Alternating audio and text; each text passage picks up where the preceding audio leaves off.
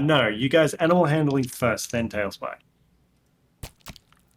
Oh boy, natural 20. Not 20. 17. Natural 1. Oh, Here it is! Yay, guy's back! We return to the adventuring party. Okay. Sneak around. Sneak. okay, they're coming. Run away. Run away. That's the first time I've just like had fun with a match in a long time. Gosh, people are all ready and we're waiting on you. Ah. Oh no. Anyway, Oh no. I'll save this one for Victor. You can eat it now if you want. No pressure. Now's not the time for victory. Every time it's a victory. If I start coughing halfway through, forgive me. Alright, we all ready for the recap? Please. It- No? No. Wow. That was a good reaction. Brutal. Sorry. I don't know if that's a yes anymore. Yeah, just go for it. Alright. Fuck it, we're doing it live. Alright, Princess of the Apocalypse, Episode 1. Made sure to keep that track. The party tentatively entered the town of Redlock, Drongo and Croaker hiding behind Guy as they passed through the streets. After Guy asked for directions from a couple of the townsfolk, the group quickly found their way to Tom's front door. Fortunately, Tom was home, and Guy broke the bad news to him about his brother. After a few moments to collect himself, Guy proceeded to explain what happened to Bill and that he died before he could make it home to see his dying father. Guy returns the money Bill had paid for her services. She didn't believe she could keep the money after failing to return Bill safely. Tom led the group over to the back garden where we proceeded to bury Bill's body next to his late parents. Lokk tried to respectfully play the flute during the burial, but was politely asked to stop after hearing the flute was out of key. The group left Tom to himself as he stared at the grave, the sound of thunder striking in the distance. The group headed off into town and made their way to the sound of a blacksmith who eyed the group with some curiosity and a bit of uncertainty at the group, particularly Drongo. Guy reassured the blacksmith that Drongo wouldn't be any trouble. After Drongo traded her long sword and scimitar, and gave the blacksmith, The blacksmith gave Guy a discount on the rapier that Drongo had her eyes on. There you go. Guy bought some darts and Croaker brought some crossbow bolts. The bolts seemed a little pricier than Croaker thought fair. Lokk decided at that moment to work a little magic to make it sound like the blacksmith had farted really loudly. The blacksmith had spotted Lokk's trick and was not amused. As the group left, he said to watch out for those two, indicating towards Drongo and Croaker, and that others might not take kindly to strangers such as them. Lokk muttered that we should look out for farting racists to a passing customer nearby. Guy went out at Courier while the rest of the group waited in the street. She entered a store, inquiring at the counter about getting a package containing 10 gold and a letter to her father delivered for her.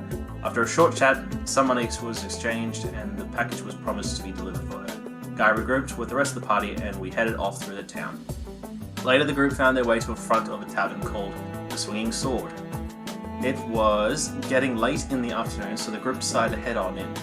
Drongo was about to head off to forage, but Guy quickly stopped her, knowing that Drongo was clearly intending to just take the food from the nearest market stalls without any concern.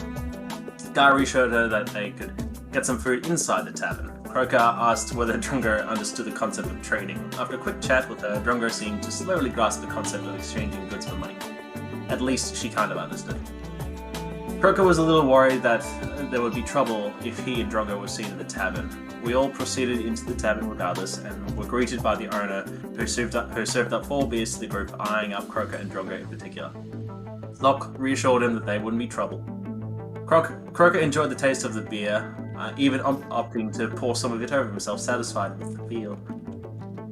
Drongo quietly drank away at the beers, opting to drink Guy's share since she didn't seem interested in partaking in it. Croaker took great interest in the selections of alcohol available and ended up purchasing one shot of everything the tavern keeper had available, eager to sample all these new tasty flavors.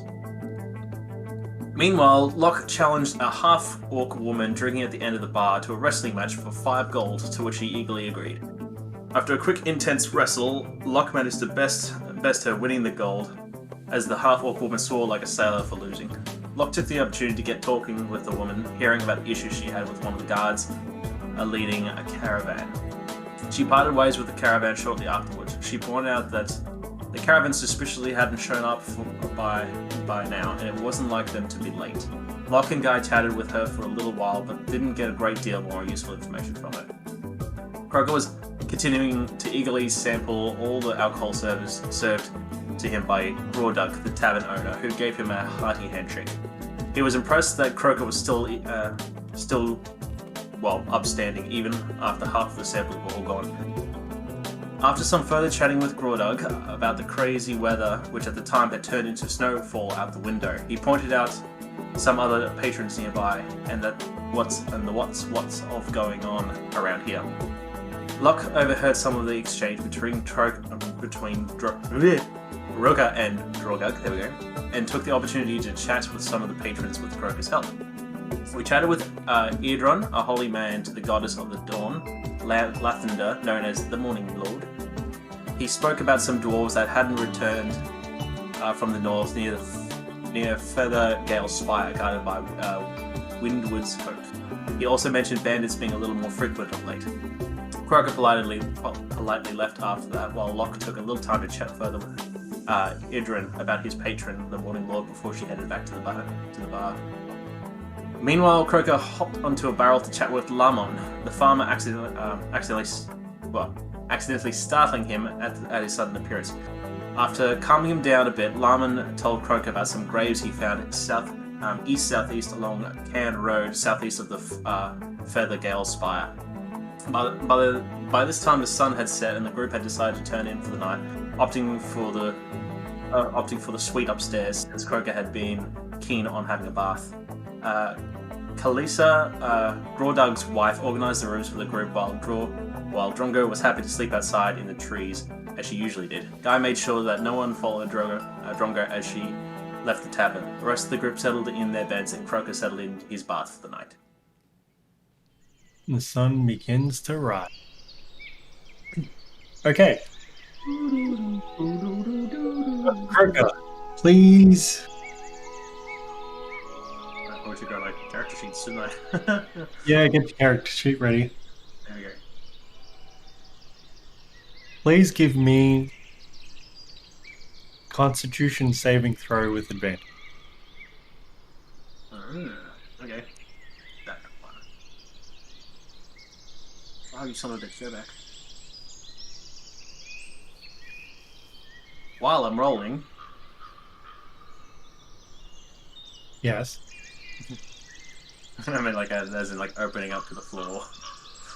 Alright, Constitution. Okay, so I'm just going to wait for you to roll first, and then we'll dive into a bit more. Done roll. A 6 is my best. Excellent. Okay.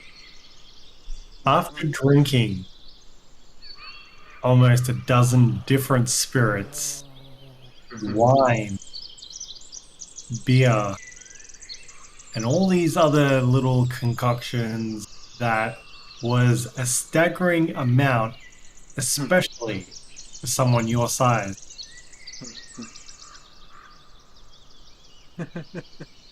You have 1 point of exhaustion. Oh, So rude. that's a massive hangover. You had advantage and you rolled so terribly, so I'm like, well, I gotta do it. Yeah. I had to sleep it off. Didn't sleep off enough. You probably had about 20 standard drinks, and you're Constitution on all of them. that was to stop you from throwing up. Ah, fair enough. But They did get progressively smaller, didn't they? They're like little shots away. well, a dram is not a full shot, but you had a lot of alcohol, like a. It was worth it. You sampled the whole bar. Mm-hmm. And you've got a headache. You got a real sharp headache for some reason. You can't work out why. I mean, you're used to having poisons, and you have a poison immunity, which is understandable. But these are some other sort of lingering effects from essentially overdosing on what you are immune to. So, should I give you a point of exhaustion? I probably shouldn't. But for shits and giggles, I will. It's like, it's not going to stop you. Okay, so in the previous session, I sent you guys an updated map in Messenger. You learned that the delegation that's gone missing was traveling from Westbridge to Belliard, and they were headed for the Summit Hall. The good Reverend, the worshipper of the Dawn Father, mentioned the band of Mistrals called the Windwards and the Feathergale Spire and how they'd been watching over the land. You also learned that there was tribes of barbarians in the wild to watch out for. Bantry was on the rise, and Ian also mentioned that it was really unusual that while his creatures were grazing the land around the Sunbury Hills, he found 4 freshly dug graves. So, you're waking up, Dr. Croaker, not completely with it. Drongo, you slept outside, I believe? Yep, in the tree. Outside their window. No worries. You're still sleeping at this point. And Dr. Croaker, you woke up just a little bit earlier than anticipated because you feel a bit funny. And it's about another 20 minutes or so before Guy and Lokk wake up. Sorry, 2 of the characters are not on this board on the red Lokk tab. It's not letting me select it. It's showing me the board, but it's not letting me move myself.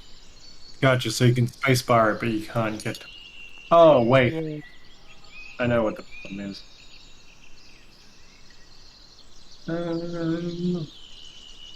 I need to summon you to the board. Aha. That was my bad. I apologize. So rude. No. There's Drongo in the trees. Yep. Drongo in the tree.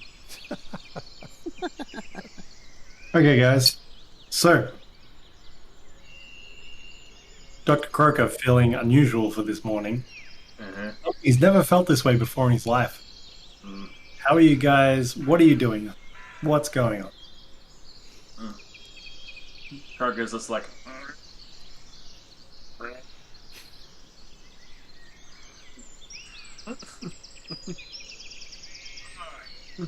It's like falling in and out of like common to grung all the time now. Doing kind of rolling around like he's still in his little bathtub looking thing, just kind of like.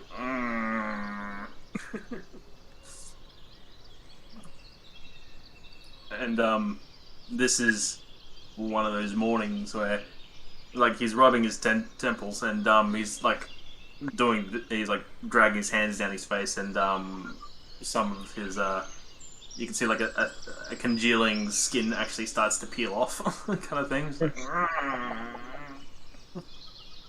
and then like he pulls his hand away, like kind of pulling out like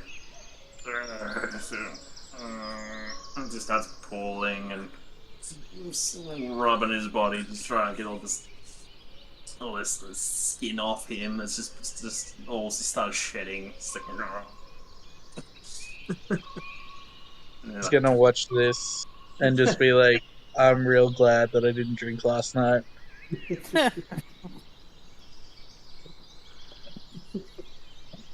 Yeah. It's off like a bit of a wad, and he kind of like just stares at it a little bit, like, ow. just puts it in his mouth and starts chewing it, and just keeps going. He's gonna be like this for a little while. You should like, you want some? You know, offer it to the others. Oh god. Even if you did, all you hear is nothing intelligible at the moment to you.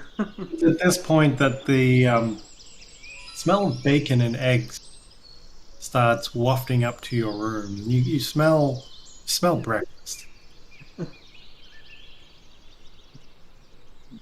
Croaker's like, No. No. I smell food right now. Well, Croaker's gonna be a little distracted doing this for a little while, so you guys can take the lead. I'll probably head down.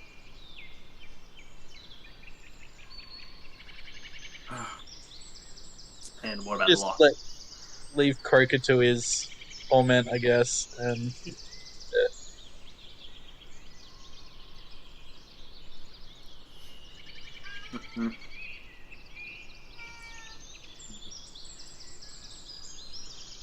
What was that little noise? Was that the cat? Yeah. Adorable. Didn't even hear it. You said Drongo's still sleeping? Screaming for attention.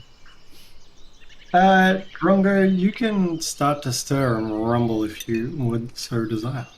Alright, just a very slow stirring. Nothing rushed.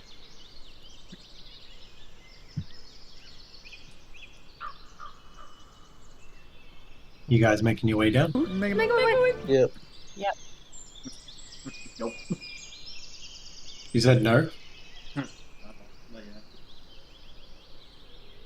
I'll get down. Alright, I'll fix There we that. go. Lokk, make your way down as well. Making my way. Breakfast. There's some patrons around that you recognize, and you're wondering whether they even went home to sleep or not, but they're still there. Is one of them the priest? Yep. My man.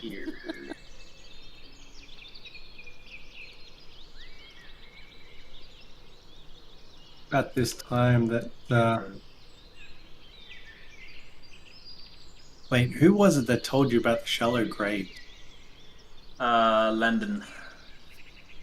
Lamon. That's one. Lamon. Yeah, he enters the bar at this point as well. What are the chances? People like to drink. So you guys settle down. Well, two of you anyway. Mhm. The rest of the place seems to be having a fine meal. There's sausages, there's eggs, there's bacon, there's bread, fresh bread. Like, it's super soft, it's spongy, and it tastes amazing. Like, you've never had bread. For some reason, this bread right here, right now, just tastes amazing. So you start digging it.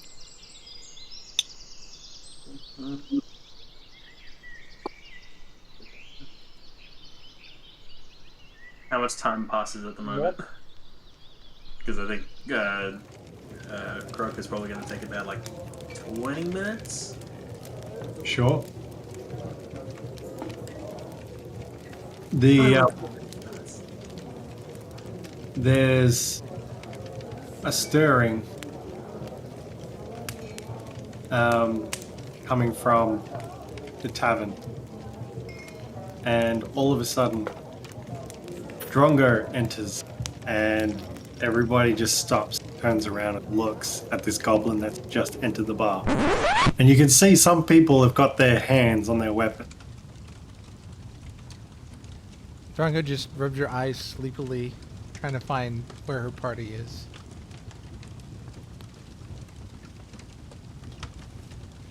I walk over a little bit. Make it more obvious where we are. Well- Drongo hungry. And it's at this point that they sort of start to realize who you are and what you've got to do, and they sort of just go back to their business. Not too bothered with your appearance. With the appearance of you, I should. Would Drongo have noticed this? Give me an insight check. Insight. That's a nat 20 for a 21. Yeah, this is the most uncomfortable you've ever been. Like, you've never had such experiences like this before. And it's caught you completely off guard. And you're... I mean, how does Drongo react?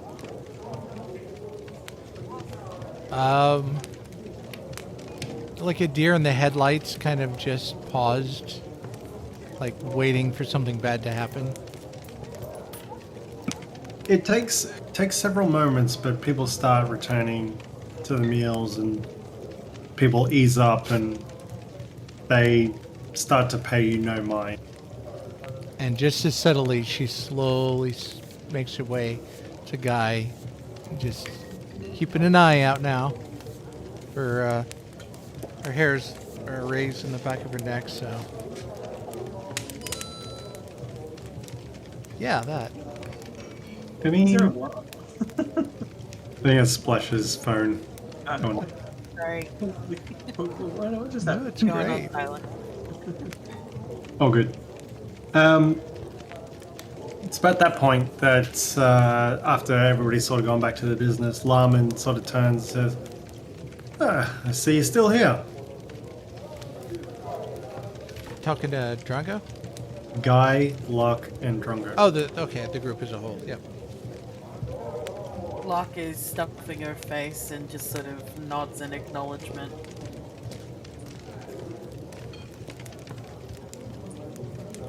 Guy, Yep. what are you We doing? spent the night. Sorry, say it again. I just respond with like, yeah, we spent the night.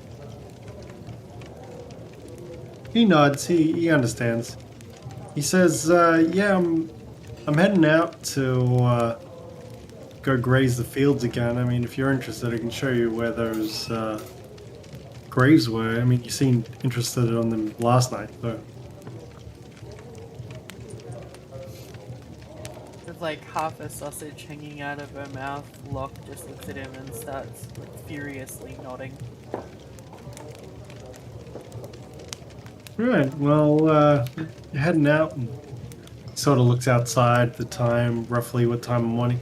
Yeah, I'll be heading out in about half hour to an hour.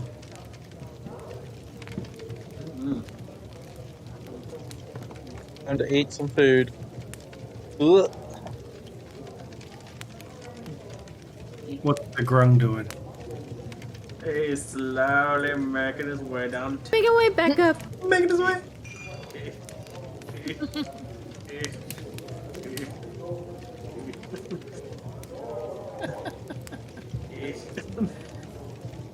Stumble.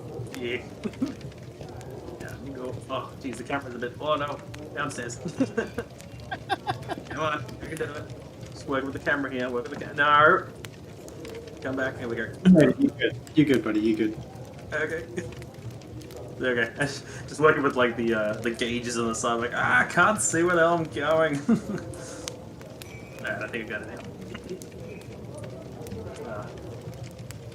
He's like he enters the tavern and like the sounds is like it's like everything sounds loud. It's not the most pleasant. Yeah.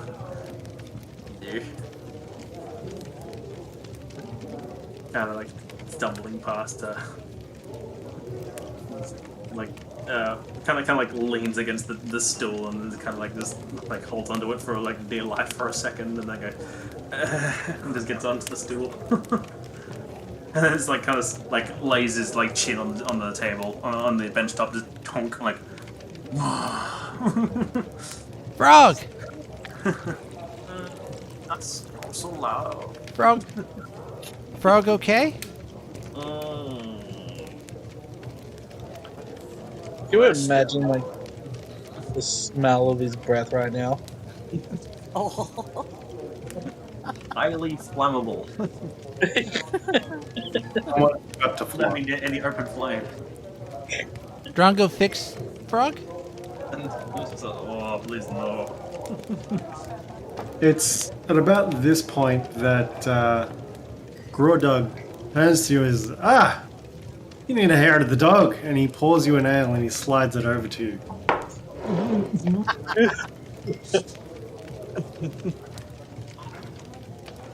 So I'll make this in better than where it was. I didn't quite get that, but I mean, you know, this'll help. Trust me.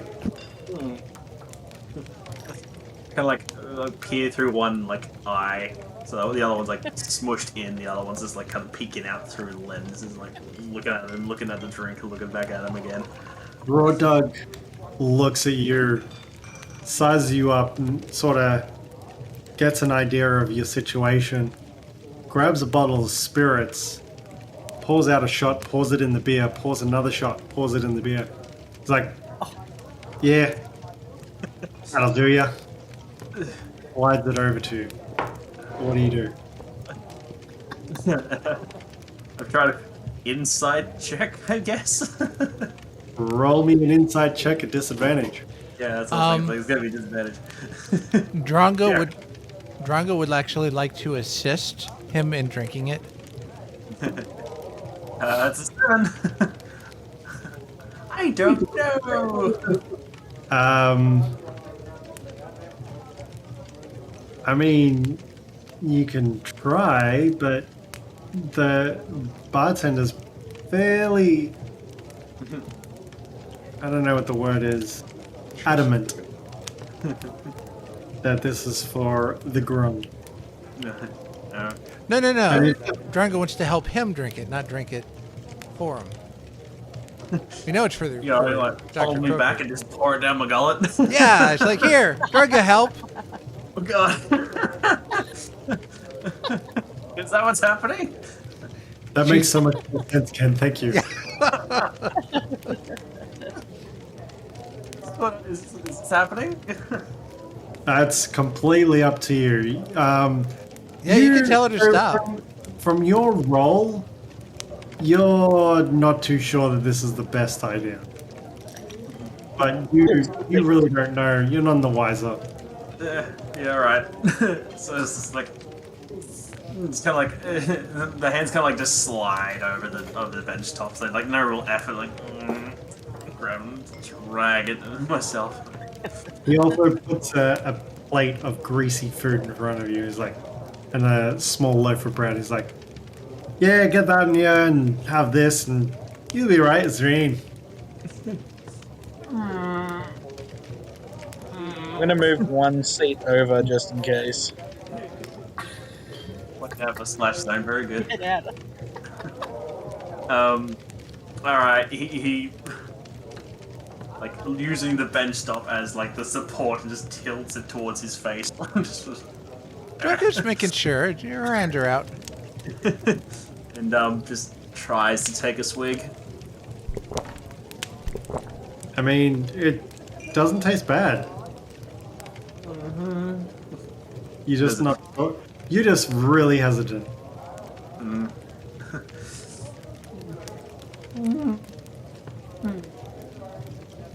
Yeah, give it another swig. I'll like tentatively go at it for a little bit, just kind of sip and go, and kind of look at Grodug. Just glance at him. Anybody else doing anything? Drongo's just enabling. Just watching, having a bite. getting ready to jump out of the way. Come on, it's after a few Is there sips, will pick something out of the tray of greasy foods. Squeeze it a little bit, just contemplating life choices again. Just pops a little sanger. It's tasty as fuck. Right. You're like, this is good. This is really, really good in your current state of affairs. Well, as that suddenly perks me up for a second, like, get enough. I get enough like energy just to kind of like at least lift myself up off the countertop kind of thing. So I'm actually just kind of leaning up a bit and just kind of pop a couple more. Like, oh, that's not bad actually. And Drongo's helping's like, here comes the arrow. Open up. It's like, huh? That, like, bonk, pokes me in the eye. Is anybody doing anything else at this point? No? Okay. Dr. Croaker, do you finish everything? Yeah. No, noticing that this is actually kind of making me feel good. Give me another Constitution saving throw at advantage. I know you got an exhaustion, but advantage. 12.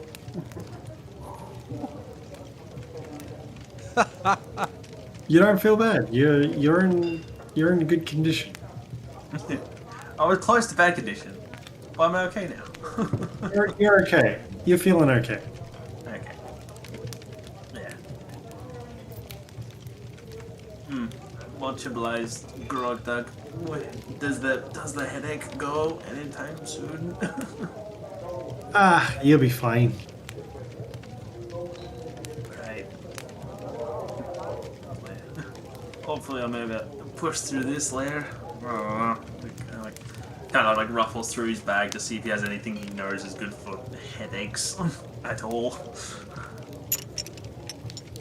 You don't find anything in your pouch of products because you've never experienced it before.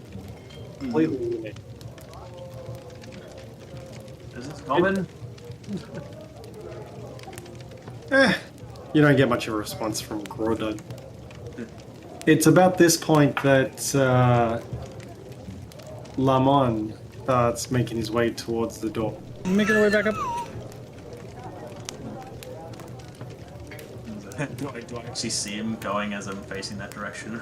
Sorry, facing. No, you're aware. He was very close to you when he moved. What's the party doing?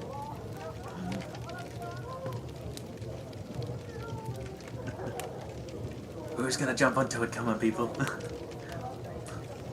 Where's Lokk? Lokk is currently double parked with a piece of bacon in each hand. Oh, okay. Around the corner. Yeah, so we're all together. Were we supposed to follow him or just have some food? Just one moment. Please continue. Yeah, at this point, you guys finish all your meals in the tavern. You finish your drinks. And the barkeep looks at you. Dr. Carver says, "Don't worry, that one's on me. You guys are good. It's all covered in your bill." Much obliged. At least I feel a little more settled now, but it's quite hitting the gums. Okay, so Lamon has started to make his way out. Sort of looks over to you and gives you a head nod like, "You coming?" Oh, we didn't actually make a deal with him or anything. I just knew we only just had a chat. Who did you not to? I just looked over in general at the party. Ah. He said he was heading out to the Sumber Hills and asked if you guys wanted to go with. I think that's when Lokk nodded furiously, like there was interest. Yeah, Lokk free to go out and have a look at the graves. Oh, he's heading out. Yeah, I'm gonna go with him. Everybody's following. Yeah. Okay. Croaker's just gonna kind of like follow Guy at this point. It's like still not quite great, but doesn't want to make too many decisions at the moment. Aaron, can you roll me a 1d20, please? Me? Yep. 1d20. Oh. Tell me the result. Oh. I'll do it here then. 9. Cool. Let me just write something down. You summon a dragon. The gears are in motion. GM doesn't give away his secrets. I'm like a magician. You go outside and you look up in the sun, and then you realize there are two suns, and one of the suns is flying really closely to you.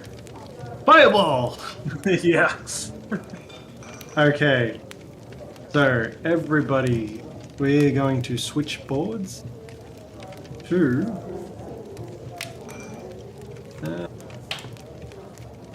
Sumber Hills. Girls with guns.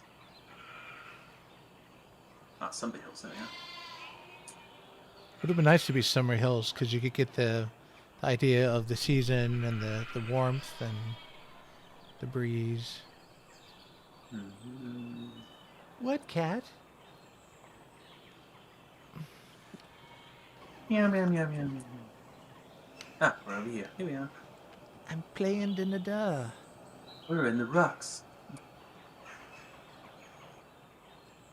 And there's some farmland animals sort of trailing with him. Just seems to be his flock. And he's like, not far now, just over this hill. Drongo points at the flock. Food? You touch them, I'll kill you. Not for Drongo.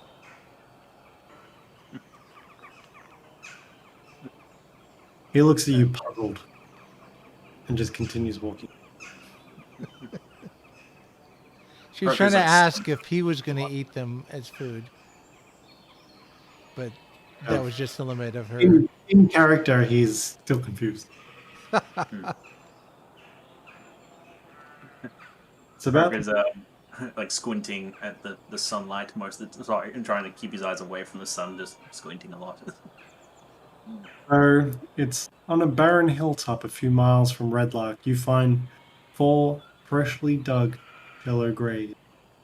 The earth scraped out for the holes is piled nearby, although hastily gathered stones cover the graves. The faint smell of death hangs in the air, and several vultures circle overhead.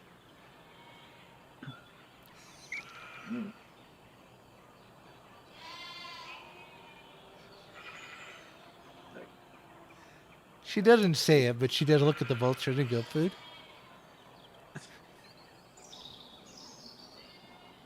That's how you identify things: food versus not food. Plant, animal, thing, or food. What food and animal aren't mutually exclusive? Or are? But Drongo's distracted with the birds at the moment. But yeah, Lamont starts to say, yeah, I passed through here less than a month ago.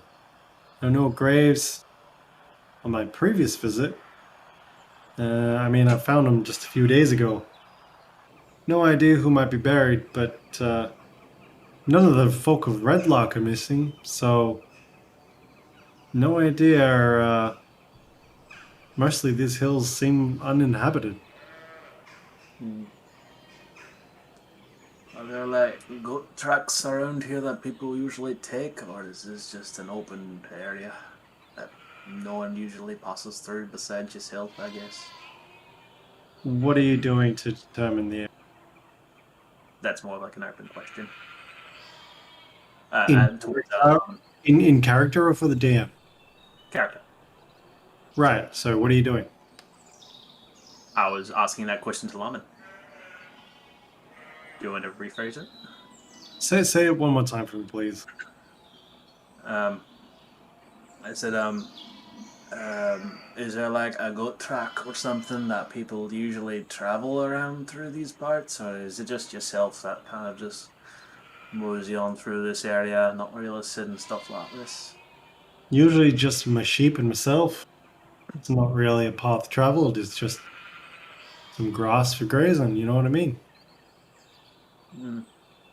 Drongo's gonna get on all fours and kind of investigate around, try to find a clue as to who might have done this.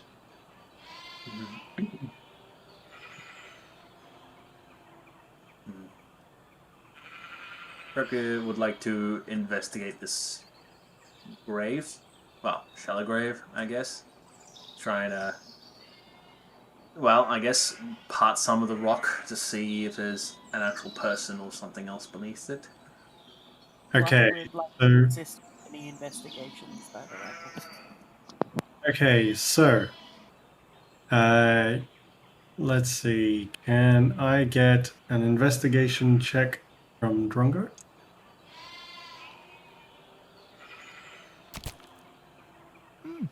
16. There was definitely a scuffle nearby.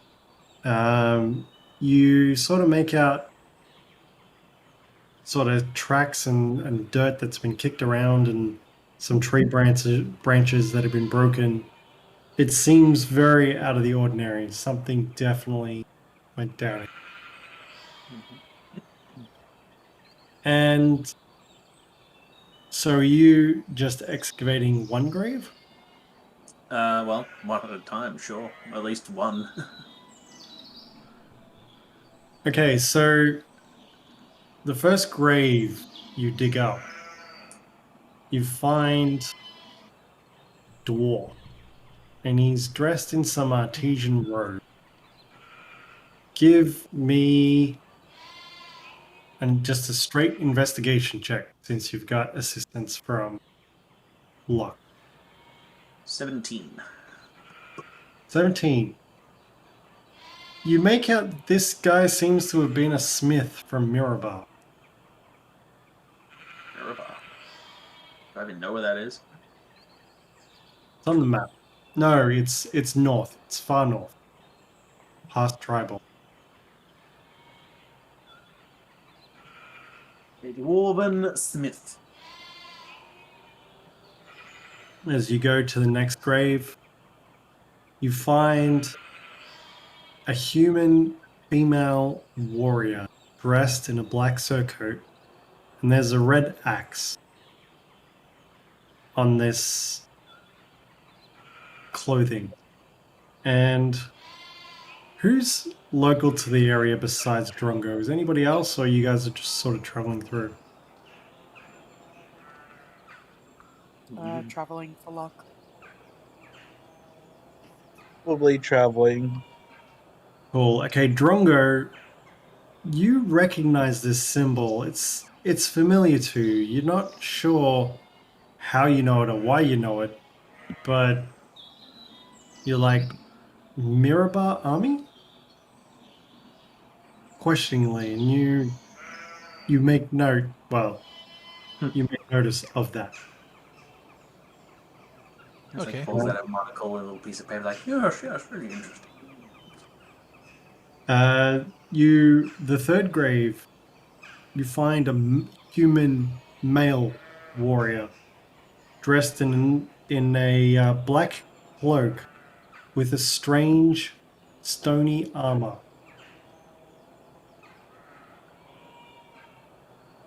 And then yes, this is unfamiliar to everybody.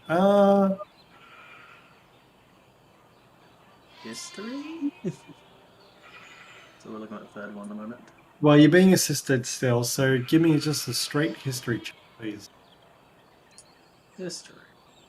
Not usually my strong suit. Oh, no, mind, it is a strong suit. It's 14.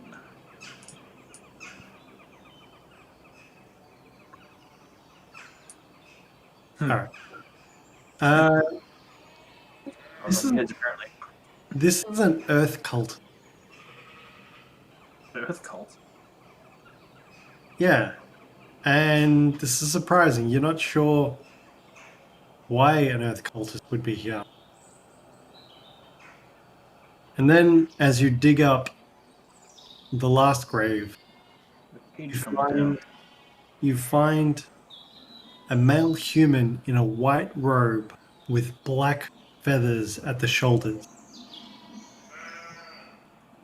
Give me another history check, please. No. Dirty 20. You definitely recognize this. You're like, and looking back at the Earth cultist, you look at this one, you're like, this is an air cultist. Clearly, this is an air cultist. Air cult. Yep. Being proficient as a doctor, you can tell that they all died from arrow wounds or crushing blow. It's at that point that Drongo relays back about signs of a struggle happened here recently.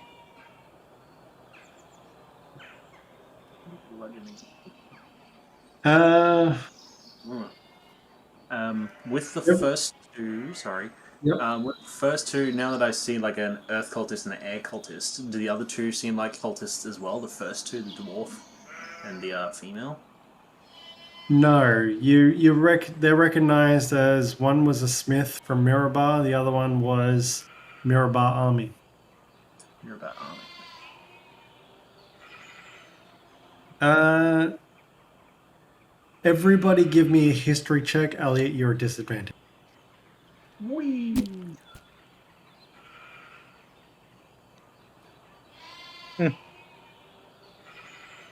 Hey, 16's pretty good for disadvantage. Yeah, 17 for Drongo. 11 for Guy. Mm.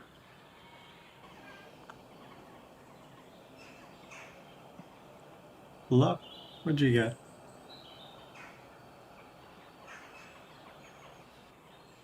Six. There is like a really bad lag. I'm trying to roll good. dice through D&D for some reason. All good. 6. Mm-hmm. So, between Drongo and Dr. Croaker, you piece together that we lost. Pause.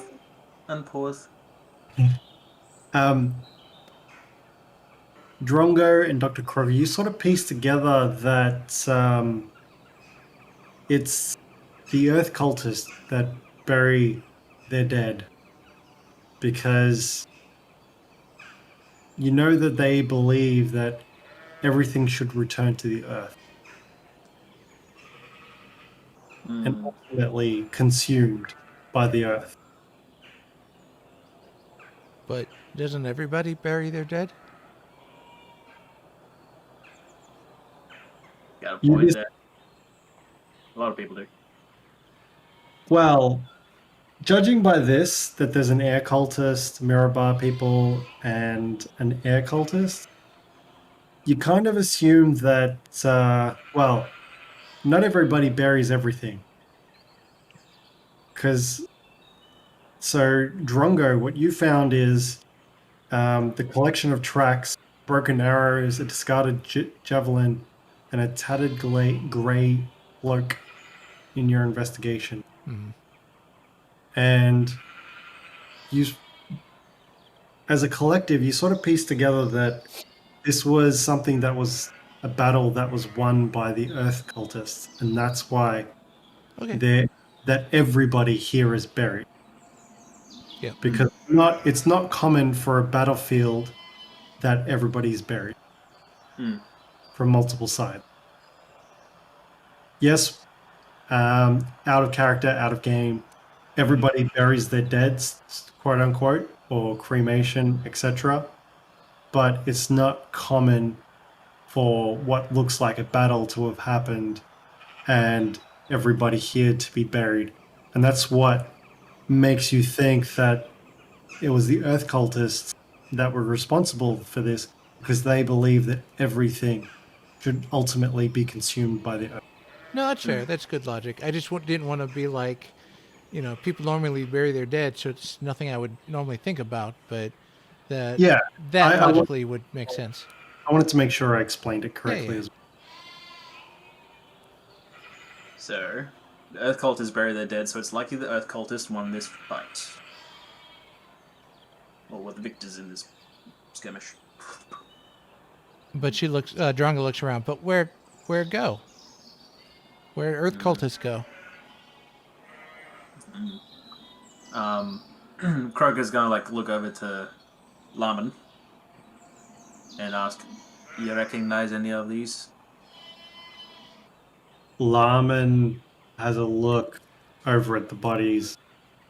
I mean, some are a little bit decayed at this point, and it's like he gives you a sort of a smirk and there's a uneasy sort of look of disgust, like he's really uncomfortable looking at these bodies. It's like, no, don't think I do.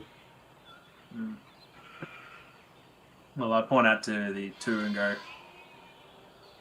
"Well, from what I can tell here, these two are from Mirabar. And these two are earth and air cultists. They are common around here." I mean, people from Mirabar pass through regularly, but the cultists, I have no idea. At this point, that a gust of wind just picks up. And it's not treacherous or anything, but it's noticeable. Just a sudden gust. Like the wind picks up out of nowhere. Like before, when it was dead silent, now it's like windy.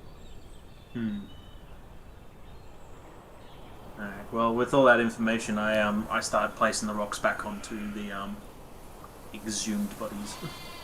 Drongo looks over to Guy and is, we bring bodies home again? Not this time. Why not? People have left them here. For a reason. Yeah. She helps put the rocks back on then.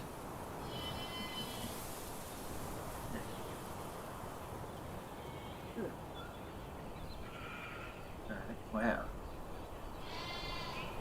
Are there any tracks of where these victors went to, like feetprint going out, or? Give me a survival check, please. Oh, that's something I can do, and I will roll poorly for. Well, yep. So it's a 10. Like, there's not really pathways around here. It's sort of just hillside. Like, it's just random terrain, trees, grass, rock. You think you've got tracks, but you can't make it out, and you can't, like, they sort of disappear, and you don't really make out a direction. She turns back to the guy and is, more graves or just these? I mean, you can look. I don't know. It says this is what I found.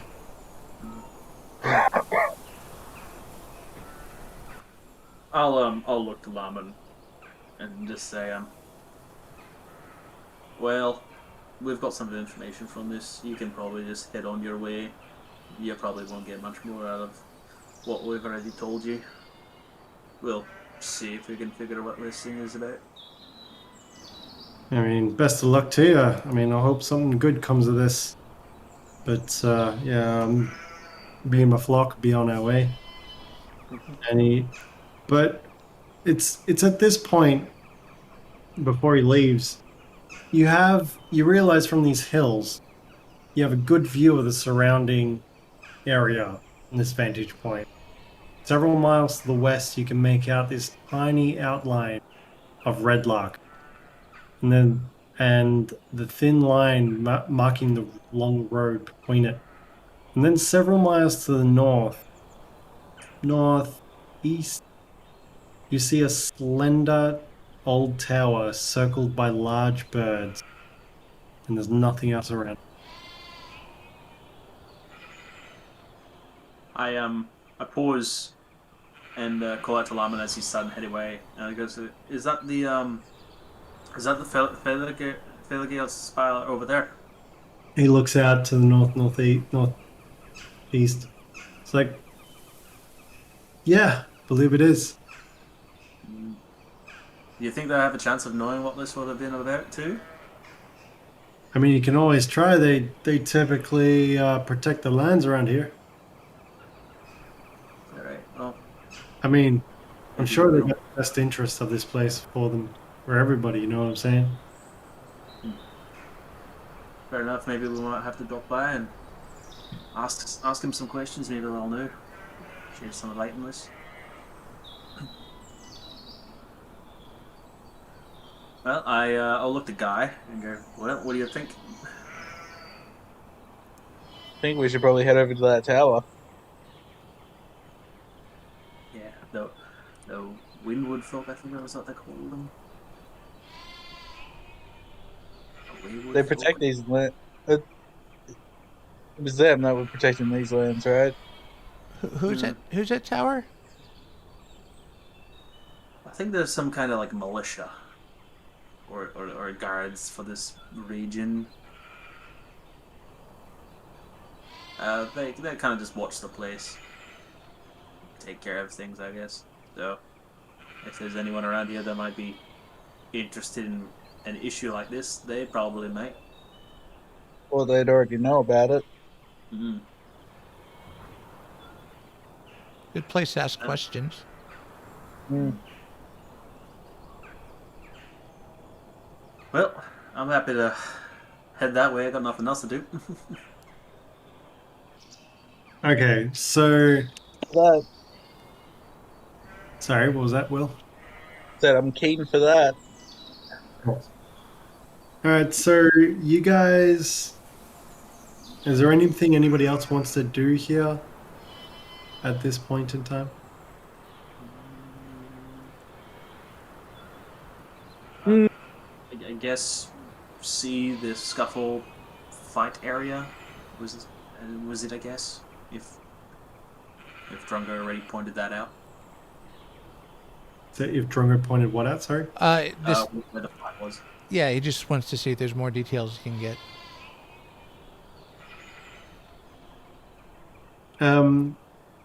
Well, just on the tail end of talking about the Feathergale Spire, Larman says, Knights out of Waterdeep come up here sometimes, riding on flying monsters.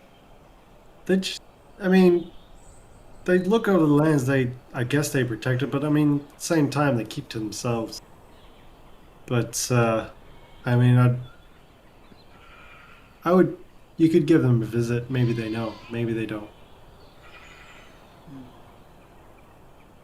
Well, this is in regards to the Feathergale Spire? Yeah.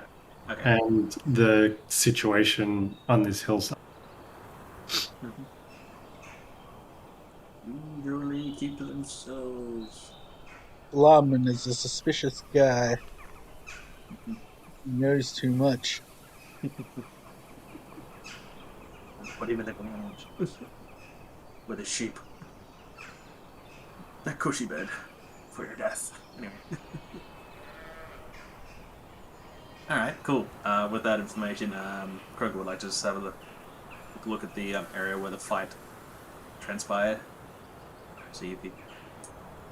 So, with Drongo's help, you just see the litter of broken arrows, discarded javelin, the grey cloak, and not much else. Mm-hmm. Is there any insignia or anything on the cloak? No, you can't make anything out. Mm-hmm. Alright. I'm not getting much more out of this. I guess I head to the spire then. Cool. The fire. Da-da-da. Everyone, cycle to the map spire or No, whatever. not yet. Not yet. But first. Actually, it was northwest, damn it. Oh no, we're going the wrong way. that's it. Well, we found a volcano and we died. I mean, yeah, my job here is done. No, a whole month for that. Volcano, hooray! Apocalypse wins. I was sure in the map, like I was just visualizing the map in my head. I'm like, yeah, it's gonna be to that way. That's definitely east. Nope, to the west. All right.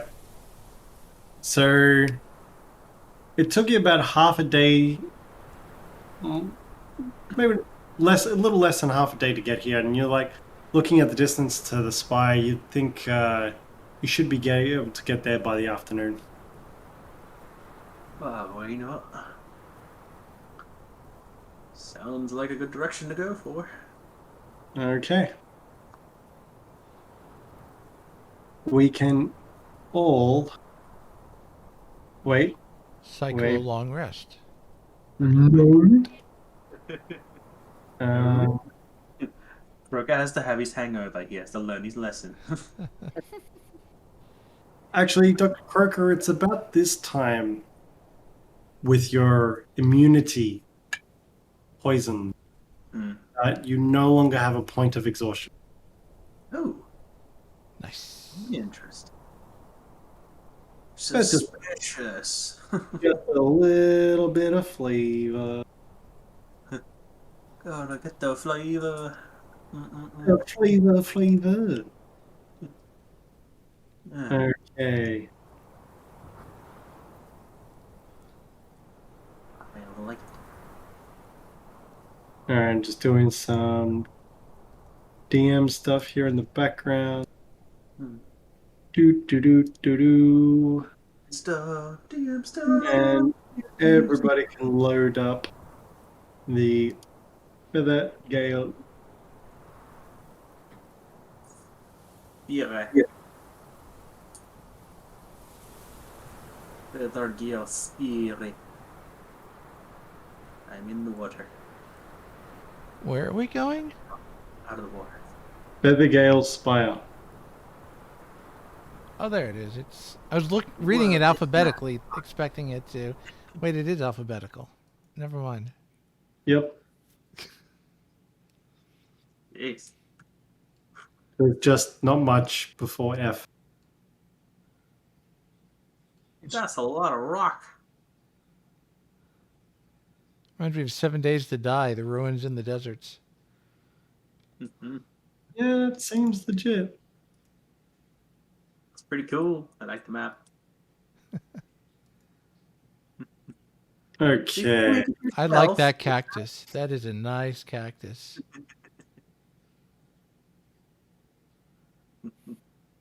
So, according to not a very big spire.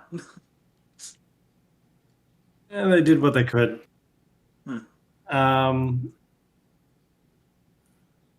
Okay, so let me just quickly check.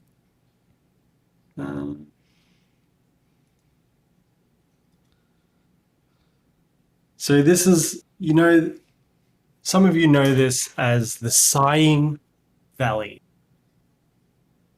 And the wind is still here. Like, there's no wind whatsoever. It's completely still. The sky is clear.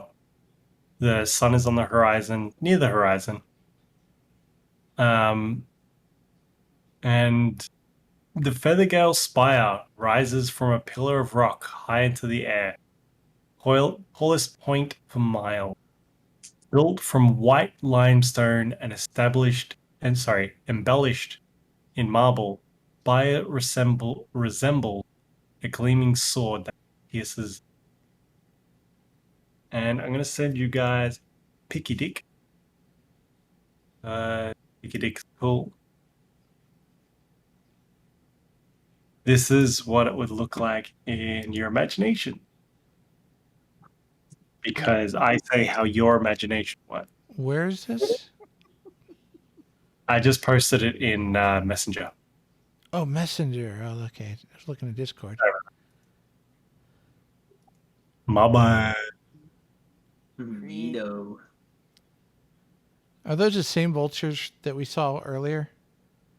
Mm. No, Okay. these That look would've been a lot bigger than the ones you saw earlier.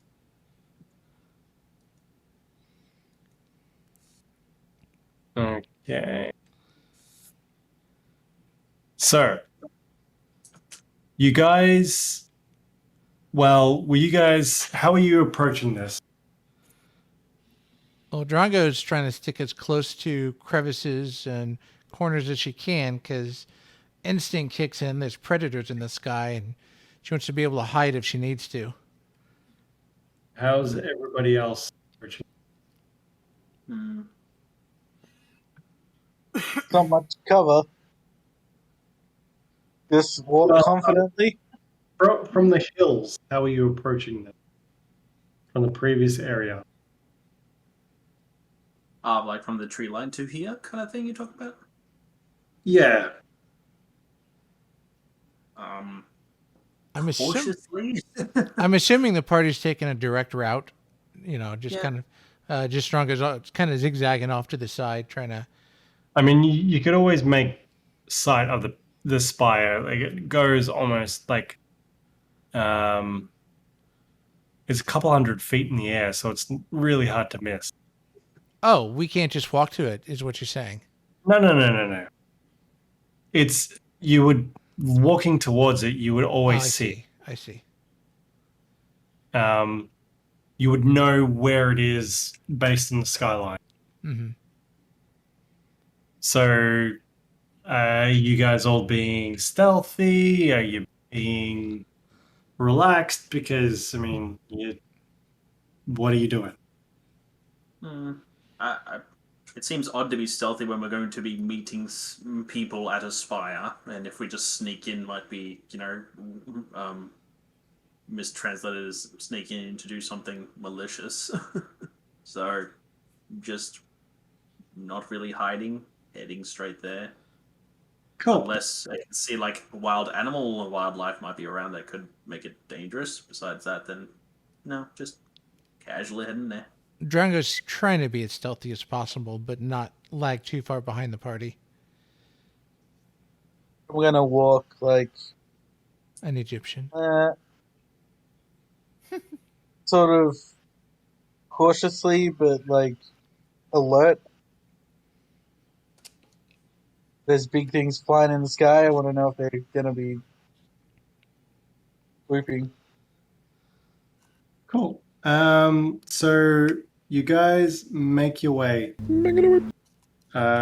to the drawbridge.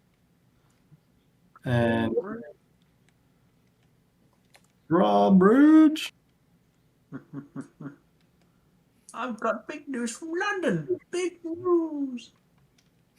Come on, mate. Drop the bridge. So are we already there? Make your way to the bridge. I just wanted to leave you there in case you guys were like, we're gonna hide. Doesn't seem like the smartest thing if people are gonna like protect the thing, and yep, this doesn't seem smart to hide from this.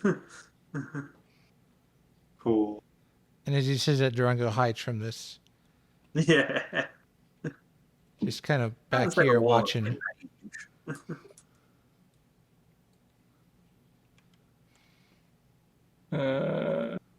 So much information on this thing.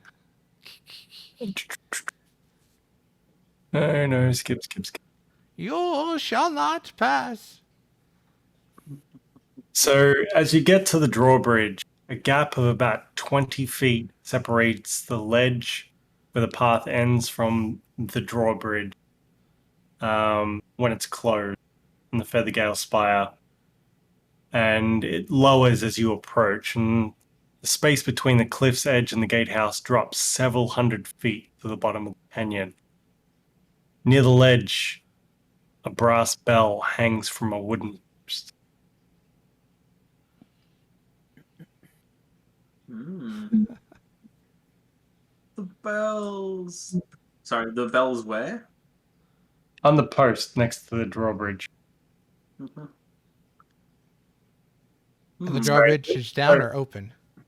The drawbridge would be up at this point. Okay, just clarifying. Sorry, Yeah. I was jumping ahead. I was going to say, what just happened? Okay, so you guys make it to the drawbridge. What's going to happen now? Yeah. We're gonna ring that bell. The mechanics of ringing the bell. Oh no, yeah, he does. He does. He'll look at the group and go, I guess we'll ring the bell? Or just, I don't know, shout. From a window near the gate, there appears to be a knight in some respects. Mm-hmm. And they're like, oh, yes, visitors, of course. And the bridge starts to lower. Drawbridge starts to lower. And lady named Savra. Oh. Savra? Sarah. Savra lowers the drawbridge. And she comes out very friendly. And she's like, oh, yes, welcome. Welcome to the Feathergate Spire. How may I be of assistance? Drongo gets on all fours and slithers like a cockroach over to Guy and just kind of clings to Guy to watching. Hello there. I'll address the Savra. As before you get the chance to address her, she sort of looks over towards Drongo, sort of crouching along the ground, and is like, "Don't be afraid, little one. You're in a good place right now." And Dr. Croaker. Don't mind her. She's a little skittish depending on people. Hello, I'm Croaker, Dr. Croaker. You can call me if you'd like. We've just been traveling from over the whatever the hills were. Was it Summer Hills? Was it Summer Hills? Stumba. Samba Hills. We were traveling from Sumba Hills over there. There was some. We were told that there were some bodies buried over there, and it was quite odd in that region that something had happened. And we noticed that the spire was nearby, and wondered perhaps if you had by chance know what may have happened over there. Oh, well, you've come to the right place. I mean, I guess we will. We'll try and get you as much help as we can, dearie. Please follow me into the spire. And the doors open. And Much obliged. And she beckons you to follow her in. And another guy appears inside. Yeah, these characters, like, I didn't choose them, but like they look, a lot of them look like Guy. And I was like, yeah, I'm not going to change. I can't be bothered. It's your family. Oh, which one's the real one? I can't tell. Shoot them both. So the entrance is a 40-foot long hall of white stone. The opposite end of the hall are two 12-foot tall doors, like those, of the entry gate. An eagle carved from a massive timber hangs from the far side of the ceiling, suspended on strong chain. Slender wings of steel sweep close to its sides. Its head is also fashioned of steel. You have... Savra turns around, she says, well, you have most excellent timing. We are very close to having a feast. I mean, please come to the top. I will introduce you to those above. And yeah, we absolutely can be of most help. I'm sure. Just sure of it. Insight check. Roll me an insight check, please. Tell me what you get. I was just An clicking on the 11. wrong guy. You're just clicking on what? The wrong Wrong guy. It's an 11. You got the blue base. She seems to be most helpful. Like, as far as you can tell. Like, she's like, yeah, absolutely, let's go. Okay. I gotta bring up a map so I make sure I don't miss anything. Making a sure. Not even Guy know who the real guy is. The one with the blue base, I keep telling you. I couldn't see the base, and I was just like clicking on the only one I could see. And it wasn't me. I'm all about that base, no trouble. I'm all about that bass, no trouble. Okay. And Guy started questioning us like, "What's my birthday?" I figure out who the real guy is. Are you guys just following her? Yeah. Yeah, I guess so. I didn't sense otherwise, so. Cool. You guys make your way up the stairs. Opa, opa, opa, opa, opa. I need that. Oh boy, there it is. Opa. Is this area? The automatic like map thing again. Right, double right click, I think. Double right click. What are you doing, sorry? No, I'm just having difficulties with my map. I mean, if you double right click, it'll center the camera at that level. If you drop your green slider on the left, it'll help give the visual level. And then if you click on what's going on, like on the characters, on the top left, your little circle icon, you'll zoom in your character, and then you can just use your arrow keys or shift WASD to move it forward, back, left, right.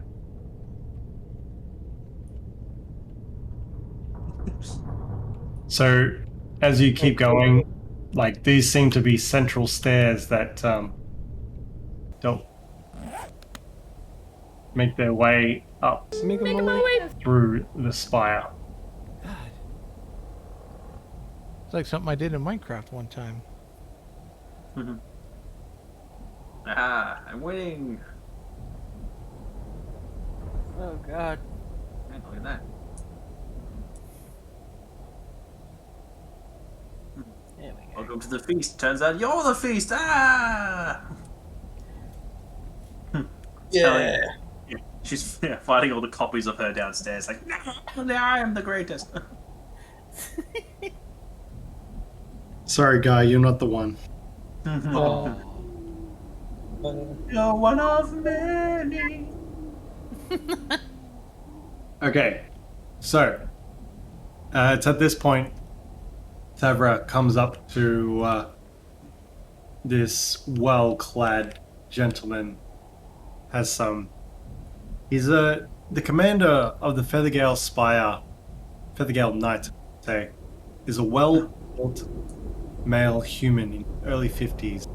Embossed feather patterns ornate the plates on his armor, and his kingly cloak boasts a feathered mantle. He smooths his white blonde hair into place, then bows low before you, as if he were only a lowly courtier. Welcome to Feathergale Spire, retreat of the Feathergale Society. I am Thurl Maroska, the Lord Commander. Maroska. Excuse me, I need to make some notes here. Maroska. You I'll put the name. You people so nice. Lord Commander. He chuckles at the response from Drongo. Well, of course. I mean, it's not obvious. It's not regular that we have visitors, but when we do, highest of hospitality shall be given. Drongo stands up a little straighter, happier. That's it's mighty kind of you. Usually, we've had a bit of bad stares. Usually heading towards our way. Well, I don't doubt that. You don't necessarily come across as, well, the hospitable type, if you know what I mean. And he looks at Drongo specifically. But I can see you have your manners about you. And this is not a problem for us. If it's a problem for you, then we can make different arrangements. That's appreciated. It's you have a very impressive tower, by the way. I don't think I've seen a grass-topped spire before. I mean, and he gestures over to the hippogriffs and the vultures. And he says, yeah, well, only the best for the Feathergale Society. I mean, we are an elite group of aerial mount enthusiasts, predominantly from Waterdeep. And so, nothing but the best for my men and women. So it turns out in this world they're like the equivalent of our base jumpers. They're just like thrill seekers. Like, yeah, welcome to the club.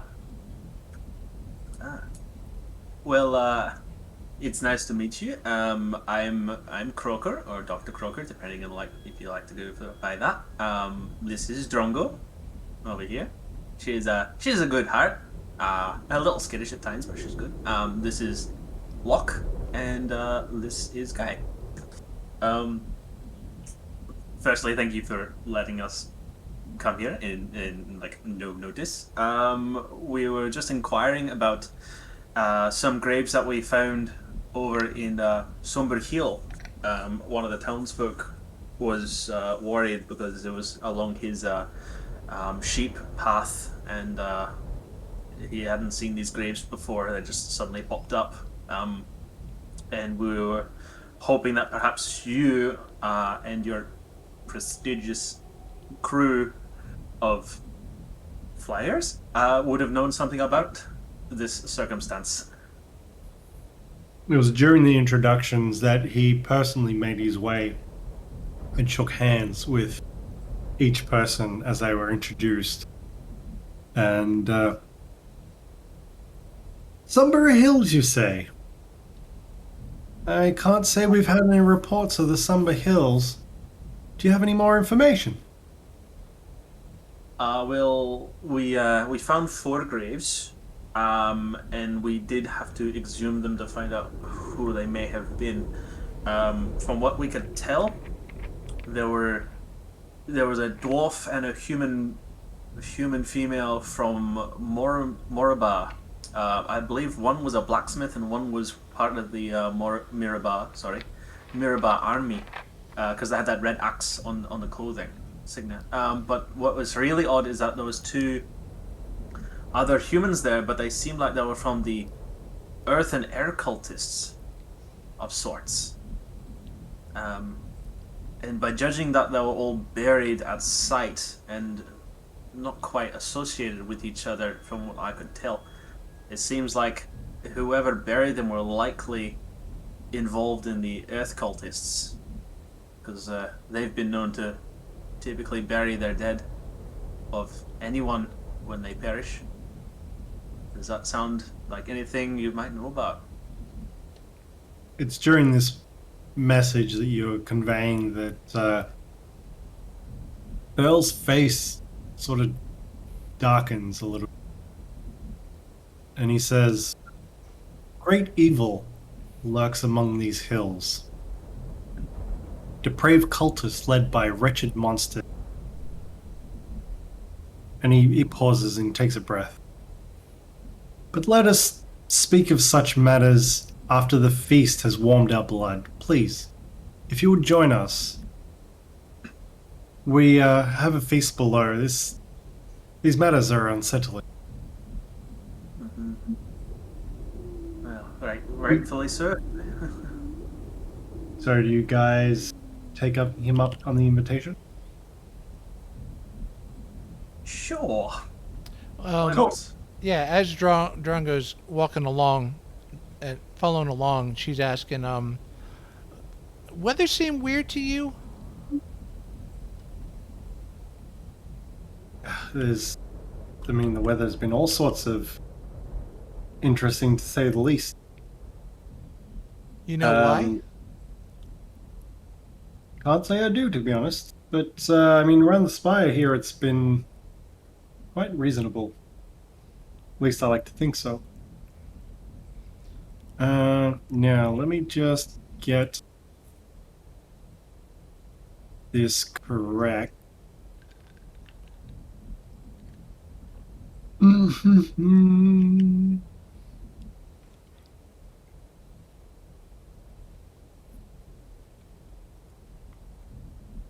Okay, so I am just teleporting people Up and away. No, down below. I'm falling. Like shooting them off screen. If you double click on your portraits, you should land with the Great Hall. And the Great Hall spans half the diameter of the tower. Between the overlarge windows, tapestries depict scenes of gallant knights flying hippogriffs, fighting dragons and jousting with one another among the clouds. High on the walls are the mounted heads of griffins, wyverns, owlbears, and manticores. A long curved table set for a feast stretches between the hall's twin hearth.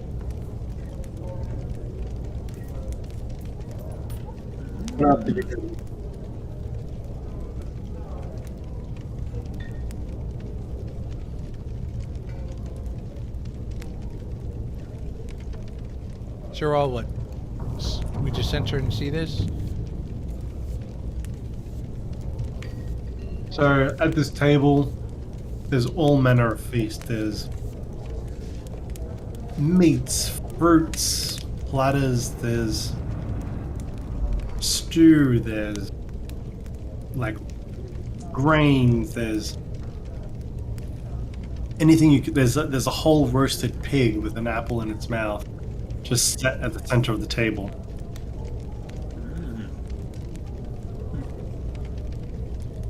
Clad in the finest garments of velvet brocade, the knights feast at this curved table of the Great Hall, where the twin hearths blaze. Thurl Maroska sits at the head of the table, and he greets you and he says, "Honored guest," he says, "tell us your adventures in Sumber Hills. Let us aid you in any way we can." Where's the food? Nah, you're right. Here are the mine, bitch. No, I want it now. Because what's the tavern that we usually wait in the intermission room? It's like, where's that?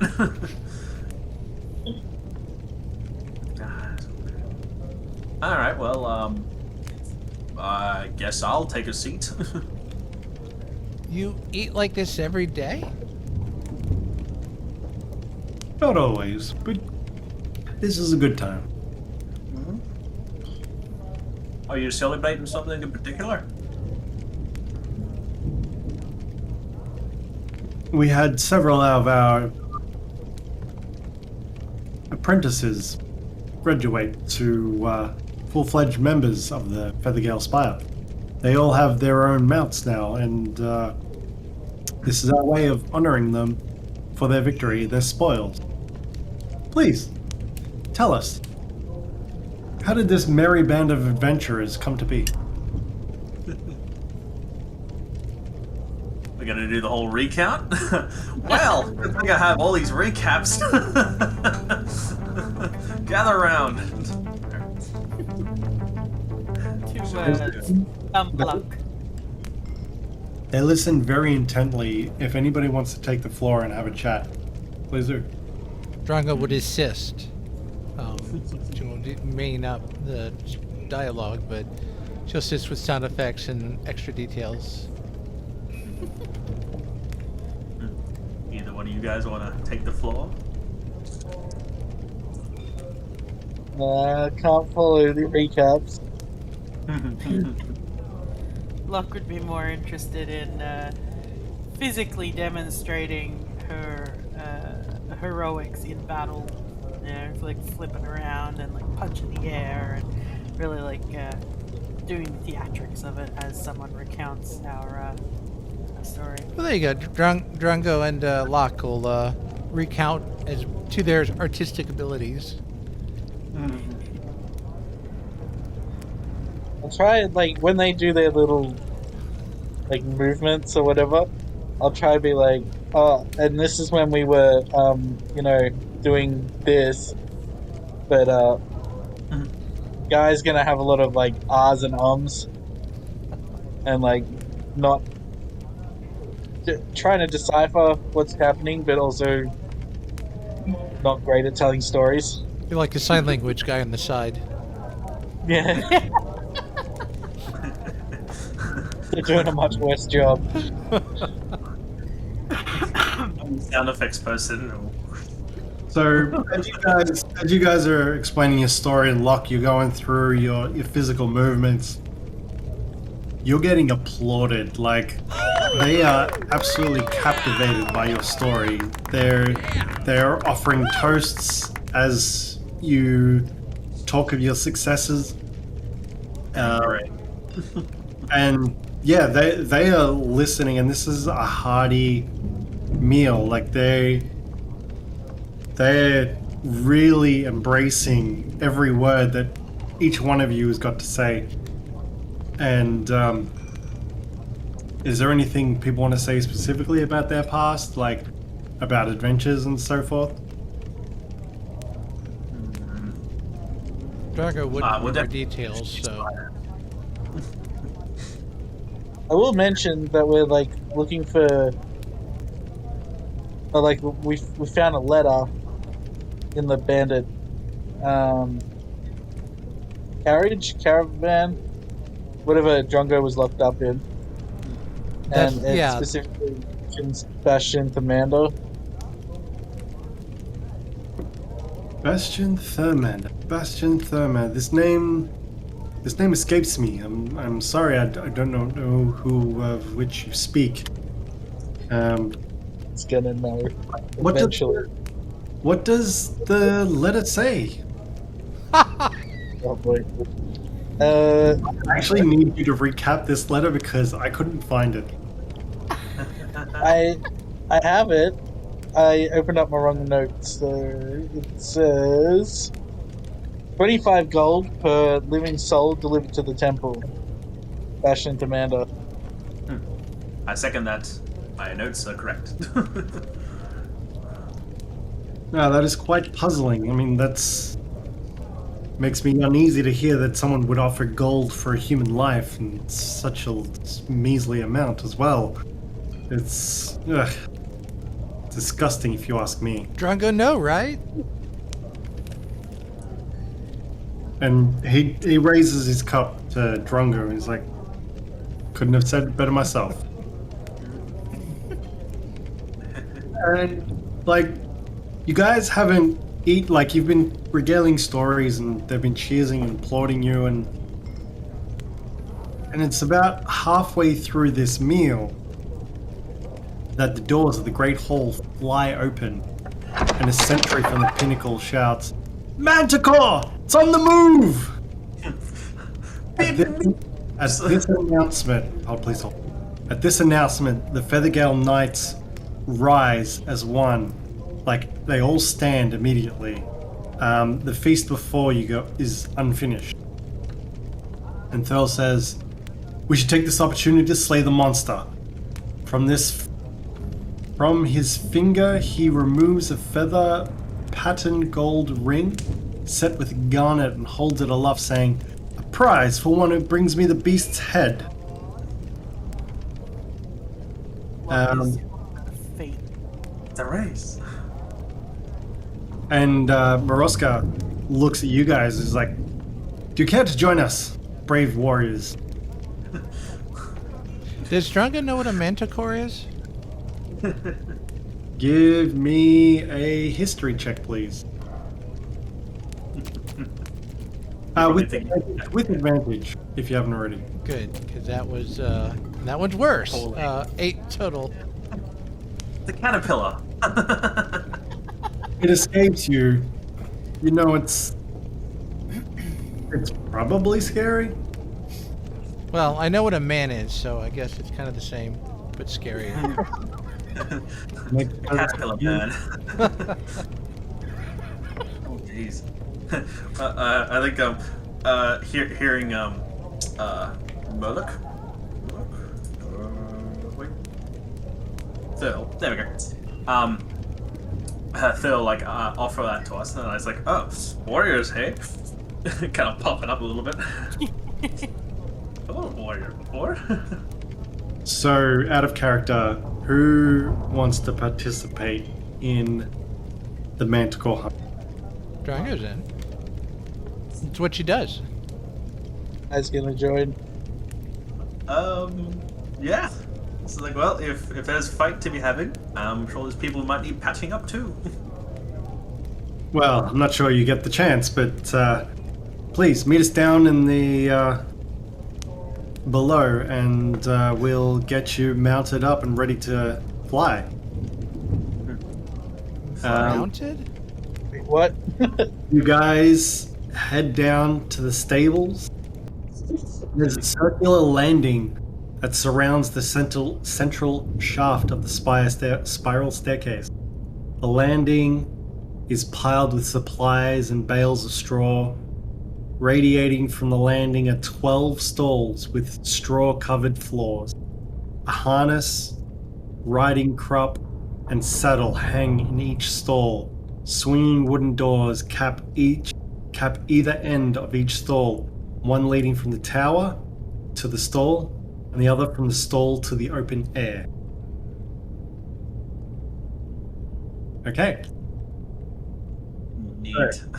This part is going to be predominantly theater of the mind. No. Good, because I'm lost. And it's at this point that, it's getting later in the afternoon. And as gets later into the afternoon, the fog picks up. Fog. Notice how silent that fog is. The fog makes the sound of the word fog. It's like a actually a Pokemon concept fog. It's actually the dumb concept I came up with in my head, where it's like you have a game where every sound effect is the name of the thing doing the sound effect.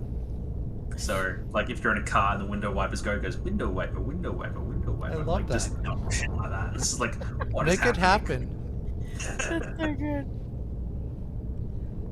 So, there's 4 hippogriffs and 2 giant vultures that still occupy these stables. And there's one knight who prepares you guys with these mounts and gets these hippogriffs and giant vultures saddled up and ready for you guys to head to the sky. Whoever's like preparing myself for it, I like warn them about like the whole skin thing. Just be careful about that. Okay, so everybody gets themselves on one of these vultures. They even have toddler sized. Or like You the guys, smaller folk. Got a kid seat in it. these animals are really well trained, and they seem to be exceptionally wieldy towards you guys. And okay. It's at this point I'm going to call a quick break. Oh.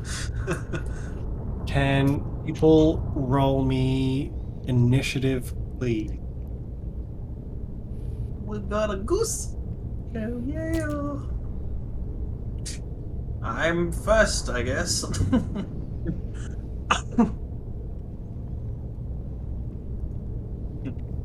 And that'll be my only good roll. Holy crap. I rolled a 6. My second roll for the day, and it's also a 6. So, very interestingly, I sort of pre-set up and pre-rolled initiative for you guys, and with the exception of Lokk, everything was really close to the number that were assigned to you. Kind of saddened that there is no Croaker goose here.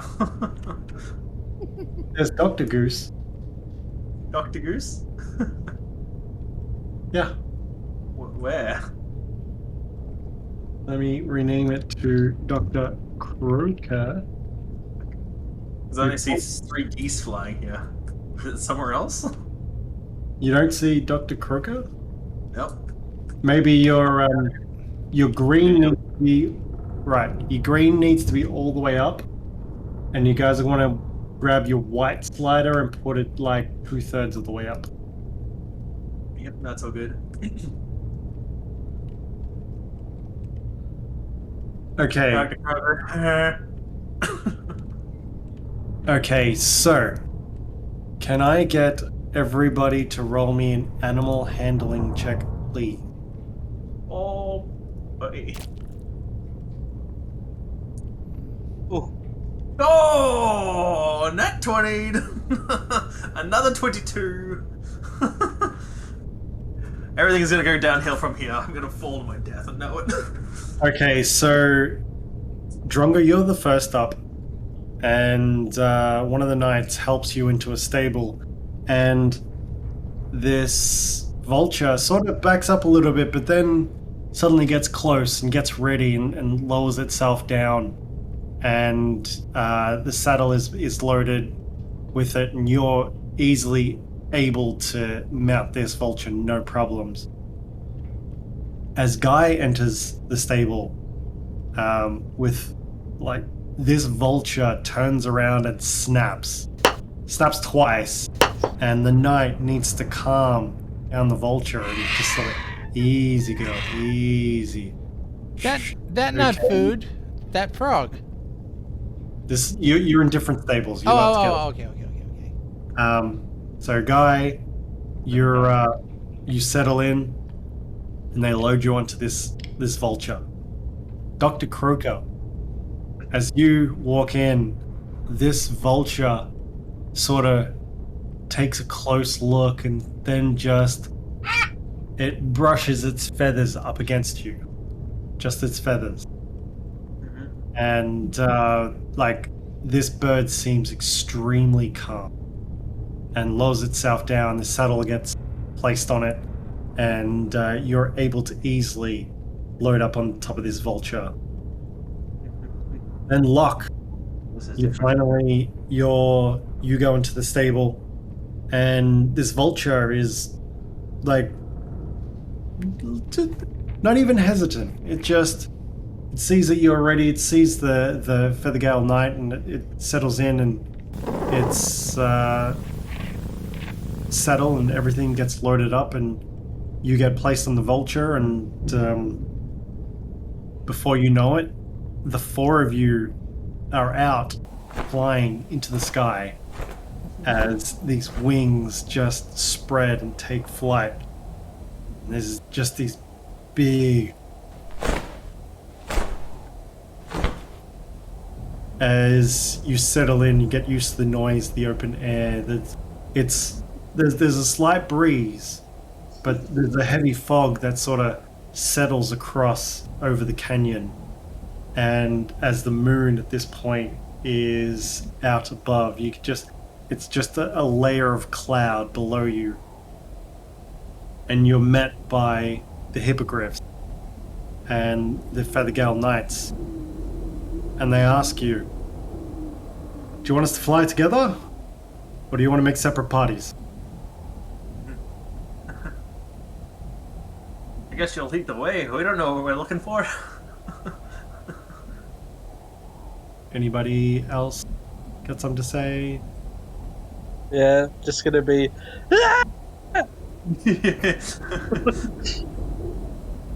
Like you're on this vulture, and it's holding you. It seems to be working out just fine. So you guys are going to stick together as a group of 8? 13 Yeah. pieces of 8. Yeah, probably be a good idea. Okay. Now I just need to double check. Can everybody just roll a d20 for me?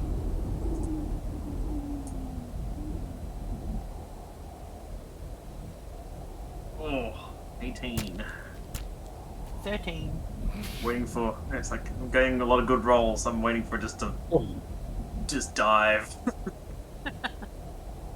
Okay. So now with the fog that's about, like, it gets heavier the lower it goes, but you can see this dark shadow in the distance and these wings as it starts to fly away from you. Dr. Croaker, Lokk, Guy, and several of the knights point out. We say, "We see it!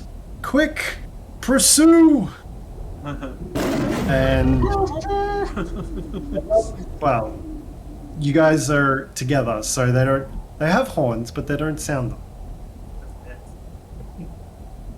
And this manticore sees, it knows it's outnumbered, and it starts to fly away from you. And you give chase. Can I get an animal handling check from everybody, please? Oh no. Waiting for this one. Oh, better. Oh, 9. It's only a 7. Drongo's doing great, apparently. You guys about average out with the hippogriffs leading the charge. You guys seem to have a relatively decent control of your animal, and you guys start flying in and getting closer and closer. While you were in the stables, you were each loaded up with a hand crossbow. I didn't put bolts in there, but you've got bolts. Dr. Croaker, I know you carry a hand crossbow ready, so you were given 3 bolts. I just bought some. Oh. You were given a pack of 20. I didn't add it to your inventory, but they're there. Okay. Lokk also carries a hand crossbow, but does not require ammo. I thought you had a different sort of crossbow, which is why I added a hand crossbow to your inventory. I've got a light crossbow that I That's the have one. tinkered Yeah. with. Okay, you can get rid of the hand crossbow. That's fine. Yep.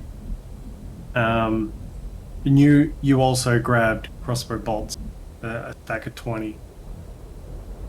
It's about this point that you're giving chase. The manticore's nowhere near as fast as you guys.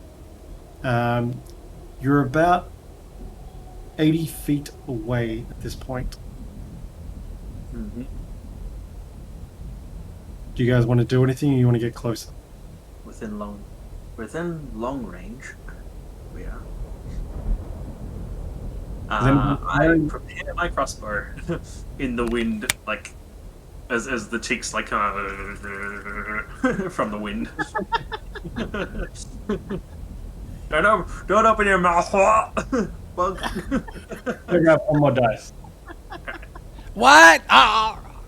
Yeah. And it's like, yeah, followed by that. What did he say? Who? It's just the same bug dicking with everybody. Like, ah!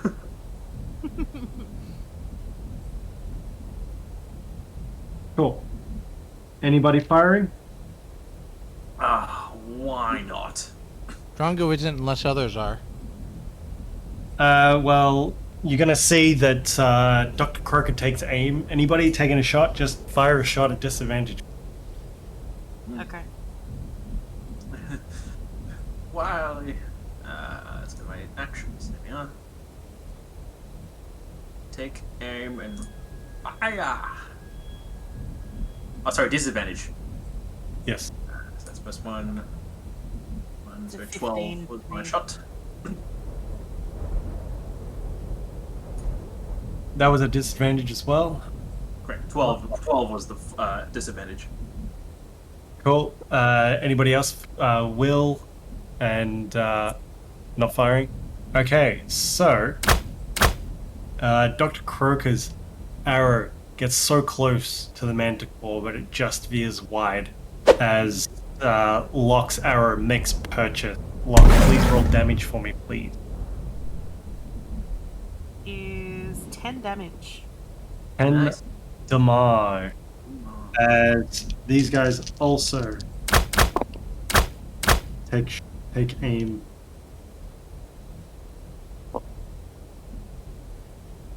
Holy crap. These guys, two of them roll nat 20s to hit. Our job is done. We didn't come to play. What die is for the crossbow? Is it D6, D8? Right. Hand crossbow is D6, if that's what you gave us. Yep, cool. Jill took my D6. God damn. God damn it, Gideon! Saboteured me for the last time, Gideon.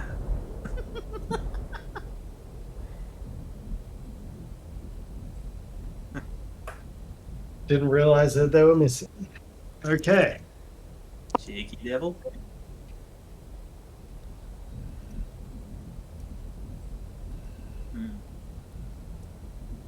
Between the two of them, they do 13 points of damage to the manticore as this manticore lets out a ferocious roar.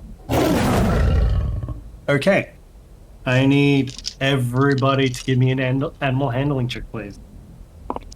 Animal handling. Oh boy. Same thing. Oh jeez. Oh, Yeah. 3. Is that a nat 1 for you? Oh, it's just a No, straight 3. just a straight 3. Yeah, man.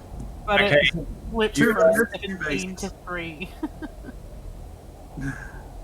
Okay, so none of you guys rolled nat 20s. No, I got a nat 19 for a 22. 1 second. I got a quick math. Trying to find the average out of here. We're graded on a curve. You guys 14? are with the other riders, you guys are exactly average for a total of 80 points divided by 8. That's 10 points. So you guys managed to gain an extra 10 feet. You're within 70 feet of this griffin. Okay. Who's taking a shot? Oh, can Drongo rage and then take a shot? Or does that have to be in separate turns? You'll be allowed to rage. Say it's a bonus action to do it. That's fine. Okay. It's more theater of the mind, but raging, if it makes sense, you get. Lokk will take a shot as well. Yeah, why not? Give it another go. Is that at disadvantage again, or? What's the optimal range on it? 30's within proper distance. Right, so at 70 feet, you're at disadvantage. For my crossbow, the range is 80 to 320. Then you're in optimal range, so you're not at disadvantage. Alright, perfect. I actually probably hit. I rolled 2 12s. 18 I got a 15. for mine, even with disadvantage. Nice. Jesus Christ, guys. And mine's 14. Kill him! All three of you managed to connect. I did 8 damage. 9 damage. 5 damage.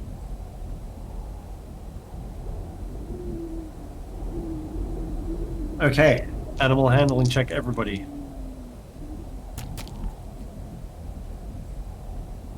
No. Finally. Better. 18. 11. 7. Okay. On average. We average up. You guys managed to get another 15 feet closer as this manticore is just ducking through the clouds and around these rocks that seem to come straight up from the ground. You've got limited visibility, but you can make out this shadow moving through the fog as your vultures and the hippogriffs glide alongside the rock walls and sheer faces. You can see by the moonlight shadows just glancing off the stone as they trickle and dance underneath you as this myriad of 8 flying creatures head closer and closer towards this manticore. Exactly. So you guys are 55 feet. Yeah. Who wants a fire? Yeah, Drongo will keep up. Keep firing. I'm gonna throw a dart. Cool. If it's not within optimal range, make sure it's another one, please. Yeah. Okay. 26. Croaker would like to coat the tip of this arrow. And this is just a skin coat. Cool. Skin coat. Ooh. That will be a hit. One more than last one. Yep, 16. and disadvantage, I was 18 to hit. Drongo, Aiming. Guy. Had Sorry. to dodge a rock at the last minute. Gotcha. Drongo, Guy, and Dr. Croaker, please roll damage for me. 7 points of piercing from Drongo. It was 5 points of damage plus 4 points of poison. So, This is the con save based one. Paul's gonna roll a Constitution saving throw. Natural 19 is good. Okay, I need an animal handling check from everybody. 17. Natural 20. Still good. Came from me. 20 to 23. I think we're good this time. I think we've averaged higher. It's at this point that oh shit, I forgot to be doing attacks back at you guys. So how many rounds are we at? 3? I've had 3. Yeah. Okay, so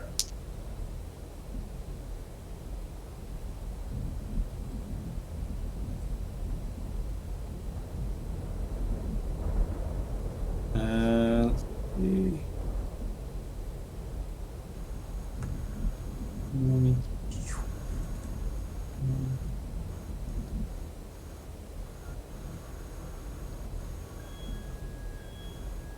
Sorry, this is going to take a little bit of mathing.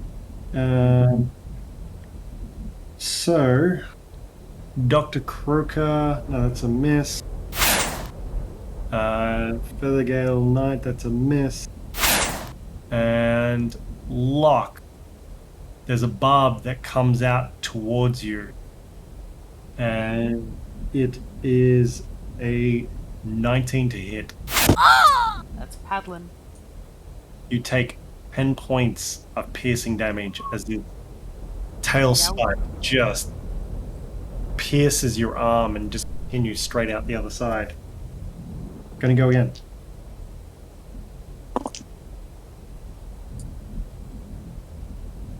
Okay, so Would you like me to drop a picture of the manticore in the chat? I just leave it. Okay. Feathergale Knight takes a hit. No? It hits the armor and ricochets off. You hear the thud, but there's no actual piercing. There's no penetration. But you can tell one of the spike made contact. Lokk, another one goes right by your ear. You hear this as it passes by you. Like a super brilliant. Drongo, it is a 17 to hit. Okay, that fails. What's your AC? 19. Jeez. As you also hear it straight over the top of your head. Okay. I like how you say like, and that, like as in it finally hits. That still fails. Okay. I really like this method of how I'm picking targets. Okay, so 2 more go past another Feathergale Knight, and you hear as they sail past him, Dr. Croaker, 19 to hit. Ah, it's a miss. It's a hit. I'm like, wait a minute. Oh, Ow. It's only Drongo can miss that shit. You take 6 points of piercing damage. Okay, so we had animal handling checks from you guys. Correct. Yeah, that you're all hot in pursuit, especially with Guy's natural 20. You guys managed to gain another 15 feet on it. You're currently within 30 feet of it. Yeah. Yeah, you're within 30 feet. Now I start missing. 40. Oh no, wait, is it 40 feet? We were at 55 before, weren't we? Right, 40 feet. Sorry, you are correct. Yeah. Oh. It's like, oh yes, we are. Damn it. So close. Okay, roll if you guys want to attack. I'm gonna use Kensei shot this time. So if I hit, I do an extra 1d4. Nice. Oh, This is with my dart though again, so That's cool. can only be the dart. Croaker would actually like to prepare a shot, but hold it until he's in closer range. No worries. Guy, you hit. Drongo, you hit. Roll for damage, please. Lokk, Dr. Croaker, you also shooting? No, Dr. Croaker's holding. Lokk, you also firing. Lokk is going to take the spike, like remove the spike, and cast Cure Wounds on myself if I can. Yeah, absolutely. How much do you cure wounds for? I only take back 6 health, but it's something. No problemos. And Drongo will do 8 piercing plus 3 Fury the Small, so 11 damage. Cool. And it was 8 from Guy as well. Plus 4, so 12. 12 total. Nice amount of damage. This Manticore is starting to look bloody, but it doesn't want to give up running. Like, it keeps going as you guys are hot in pursuit. Its nose, it's slowing down as it tries to weave under these rocks, these arch-like formations, and you guys just one after the other just go straight underneath as you fly within inches of these rock walls, and you can feel the wind change as you get closer.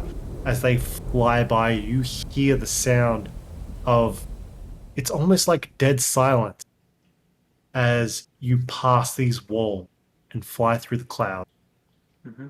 I need another Is this the animal. valley? Are we still in the Sighing Valley?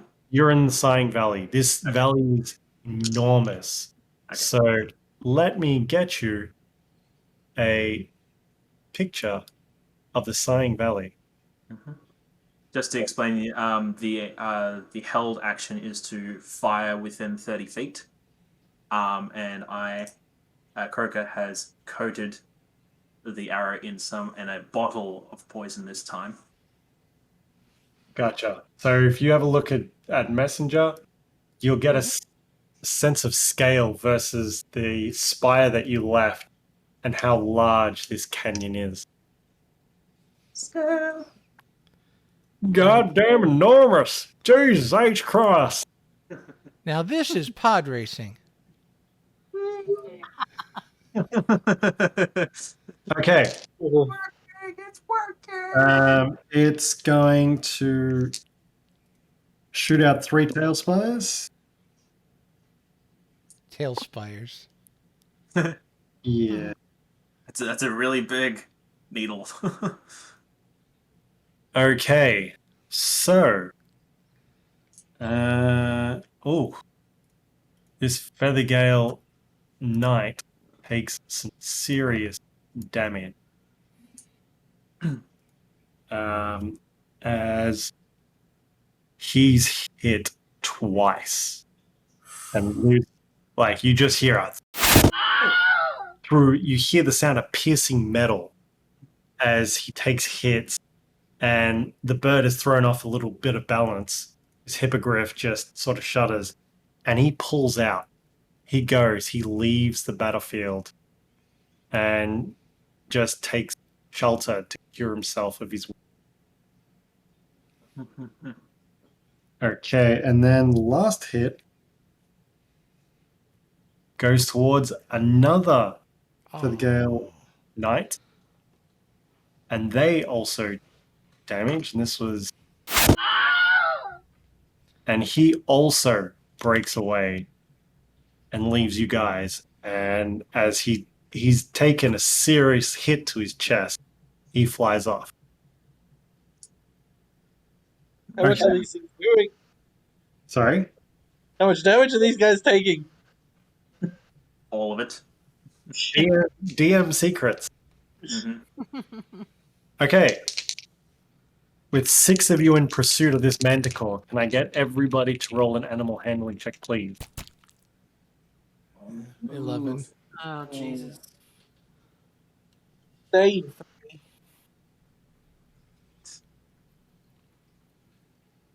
Not great. Wow. Okay, so these guys rolled a natural 1 and a 2. Oh, jeez. fuck. Right? And with you guys having a 3 and 8, 16 was the best roll, but you guys are really low on the roll table.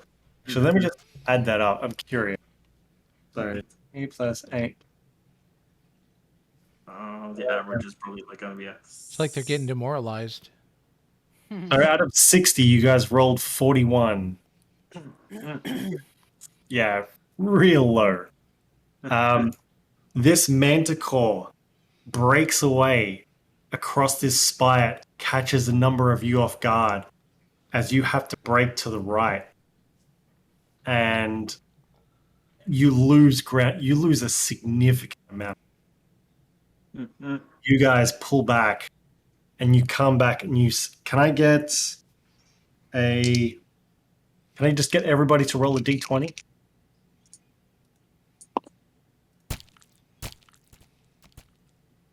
$15.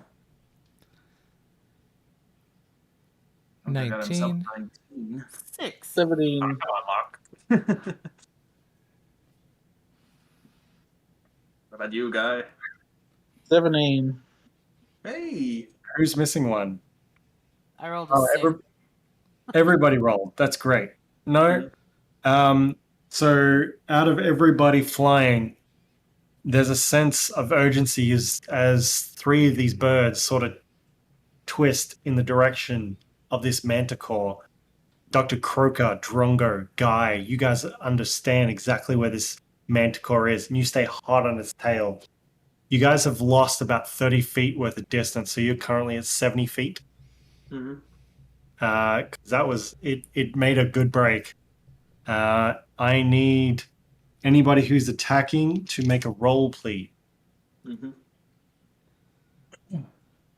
Which is going to be a disadvantage.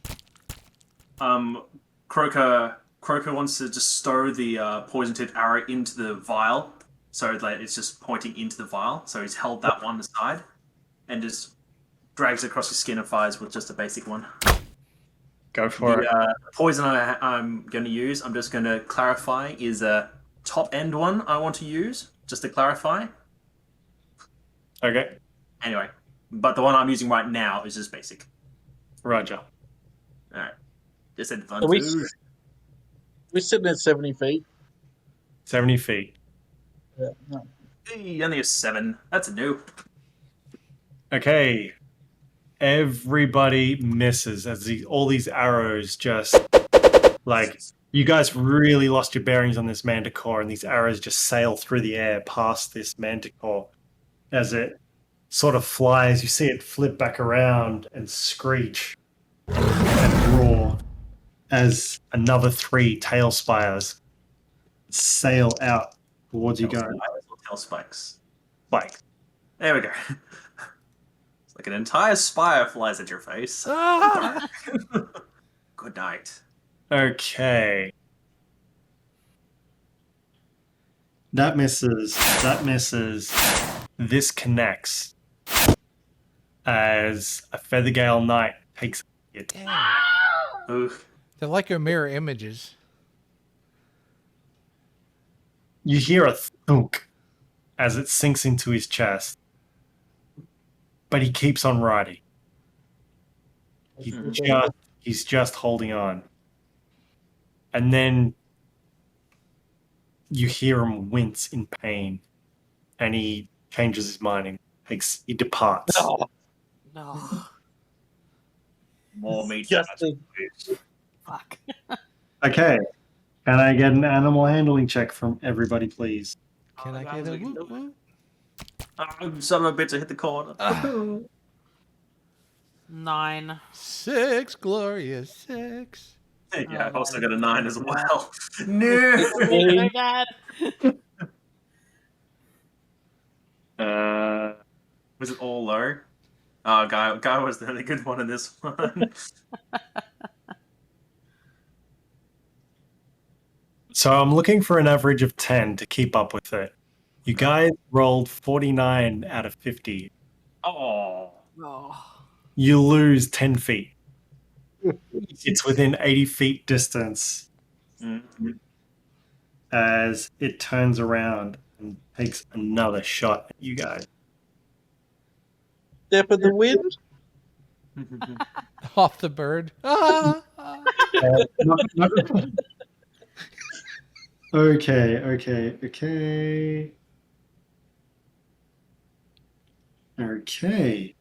So, let's see. Who do we have? Like, who gets hit? One sails through the air. Just Guy. It is a 2040. Obviously, deflect missiles. I'm not taking that one. No, it's 6 points of damage. He can't deflect missile it? No, he can. There's also, you need to know the damage amount, because if you can't negate the entire amount of damage, you don't. Right. Yeah, I get a D10 plus 7 for the deflect missiles. It's on your character sheet. I'm not sure what the. That is. Yeah, it's D10 plus 7. And it's so you naturally deflect the missile, or you catch it, and you have you can spend one key point to throw it back. Yeah, doing that. Or keep it as a souvenir. It's going to be. Catch it. It's 2060, and I can't make the distance. Cool. No worries. The third spike just sails through the air. Whew, this is fun. Okay. I I'm getting mixed up on the orders here. That's right. So we lost Yeah, Yeah, we're back 10 feet. you guys have a chance to fire. Yep, basic fire. Give it another shot. Why not? I've got plenty of arrows. I'm gonna keep trying. Anybody taking a shot, please take a shot at disadvantage. Except for Lokk, you're at handed because you're within your 80 feet. Yeah, I just can't roll for shit, that's all. 12?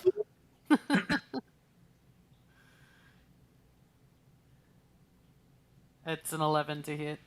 Yeah, miss on my side. 5 arrows just, number of arrows just sailed. New round. Okay. Off the rocks. Animal handling check, please, guys. Oh my god, is it gonna close some distance? 13. Oh, we're above the average. 19. 17. We're above the average. We're doing it. We're rallying. Okay. Let me just. I want to know how much you beat it by. Because he didn't. Do we still have a knight with us? Yeah. You have one hippogriff knight still with you. And I'm still counting the other 3 that were around as potential targets, which is why you hear a number of misses. Oh no. So there's 8 of you out there. I've got 3 D8s and 3 D20s. I roll them all at once. So you got brown, brown, green, green, blue, blue. And so the D8 determines who in the order it hits, and the D20 determines the attack roll. Yes. And the attack roll hits, then I apply damage. Yeah. Nice. Okay. I like it. So, yeah, I'm loving it too. I'm like, wow, this has worked out so much better than I planned it. Colors. Yes. Okay. So, you guys actually managed to close 20 feet distance. Back to 16. As this manticore is hurt at the moment, and you're within 60 feet as it is going to attempt to shoot another 3 tail spikes at you. Okay.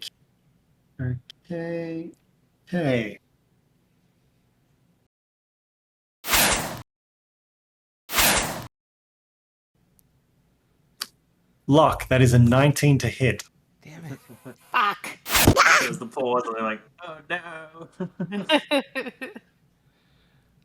Drongo, if possible, tries to position herself between the manticore and the rest. Your attempts are dire as you're moving in. You see these spikes starting to fly, and it gets past you as you go in front of what would have been a saving hit. Splash, you take 6 points of piercing damage. Okay. And now you guys get a chance at firing. We're at what feet now? 60. 60. Oh, still disadvantage. Ooh, that's a hit. 17. So this is a basic as well. Still a basic special. Basic special. Yeah, basic poison. It's also a hit with the 17. Fine. Going with Kensei's shot again. My dot. And yeah. I also believe I hit with a 15. You do. 5 damage and 3 poisoned. So, alright, so that's alright. Cool. So that's from Dr. Croaker. How much from Drongo? 4 piercing. Guy, you hit. How much damage? 9 piercing. And Lokk, how much damage? 11 piercing. Wow. Amazing. This creature is looking horrendous. It is bloody as hell. Like, it doesn't look like it's got many teeth left. Okay. So, it's at this point the Manticore, in desperation, tries again with another 3 tail spike. No, you guys animal handling first, then tail spike. Oh boy, natural 20. Nat 20. 17. Natural 1. Oh, Here it is! Yay, guy's back! Gotta even that score out. It's alright, it's a 4, even though it's a natural 1. You guys, what distance? You're at 60 feet now. You guys managed to close another 25 feet on the creature. If it wasn't a natural 1, you would have been 30 feet. As it, out of desperation, tries to get you with tail spikes. Okay. Okay. I know. All right. Let's have a What are you look. going to? Okay, Guy. Damn it. It's a natural 20 Oh, boy. for 17 points of damage. Well, I can do it. Oh. I can do it. Deflection still. Oh You- man, I would have been down for the count for that hit. same. It's a D10 plus 7, so. Oh jeez. That's just enough. Oh, nah, it's 14. Okay, so how much damage did I say it did? 17. So, okay, so you take 3 points of piercing damage. So you've like torn it as it's like embedded yourself, so you've stopped it from like penetrating all the way forward further, kind of thing. Drongo. This is a 24 to hit. I'm going to try a tail swipe. All right. 19. That only makes it to 21. No good, nah. Oh jeez. Hey, you take 9 points of piercing damage. Halved because I'm raging. So Nice. 4 points of piercing damage. 4 points of piercing. Okay, you guys get a chance to fire. All faithful. Phew. Dirty Oh, 20. you prick. The dice smushed itself into the corner, like try to hold on to that 20, but because it couldn't roll any further, it's like, I'm gonna go back to a 2. Like, you prick. Oh. What distance are we at now? 30 40. feet. Oh, 30 feet. 35. 35. Yeah. You were 25, 35 feet. Right. Can say shit again. 13. I think. 13 just misses. So Lokk hit, Drongo hit. Yep, Drongo hit. So 10 damage from Lokk, and Drongo, can you roll damage, please? 5 piercing. Okay. It's at this point that the two of you, like one of the birds, Drongo's birds, flips around, does a barrel roll to avoid some rock spires. As it comes in close, you and Lokk line it up at the same time and both fire off your crossbow bolt. They sail through the air as they connect in the back of this manticore, and it starts to fall, humble, out of the sky. It seems lifeless, and you just hear deafening thud crunch as you pursue it, its falling state as it hits the bottom. How fast is this thing like tumbling too? Just... You guys are at this stage you would have been at least 120 feet up as it hits the floor. Crunch. Yep. At a speed of something. It's like Wile E. Coyote falling and then poof. Yeah. There's a picture in Discord of the mantic down.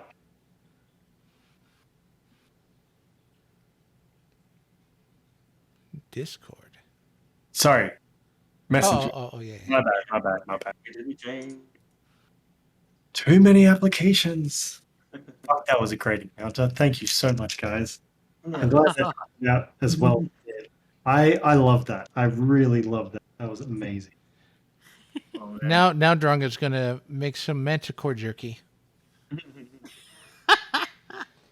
Okay, so you guys, so what are you guys doing at the moment?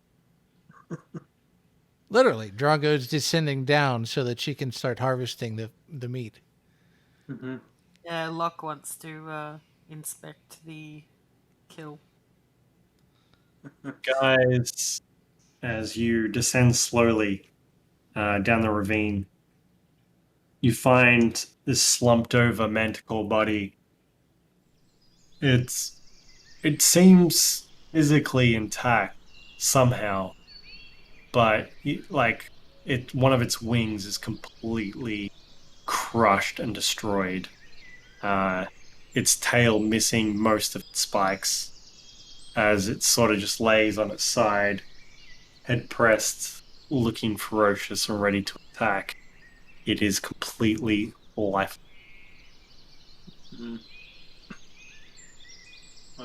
Croaker wants to carefully extract the bolts from the vial that he has in his little serum, but like squeezes the bolt as it comes out, so it can like wring the juices into the vial and toppers it up again. And it's like, well, didn't have to waste that. Kind of sucks on the bolt like a popsicle for a little bit.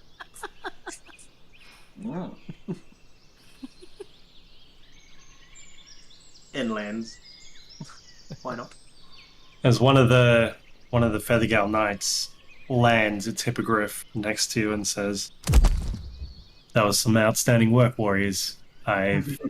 You fought valiantly, and it's amazing to see you still standing, especially after taking the damage that you did. Well done." You hear like an orchestra. Honk, honk, honk, honk, honk, honk.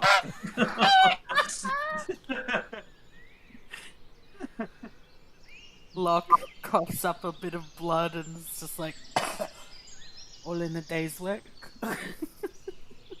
It's like, oh, that was exhilarating. Oh, cheek's a bit cold though. Oh.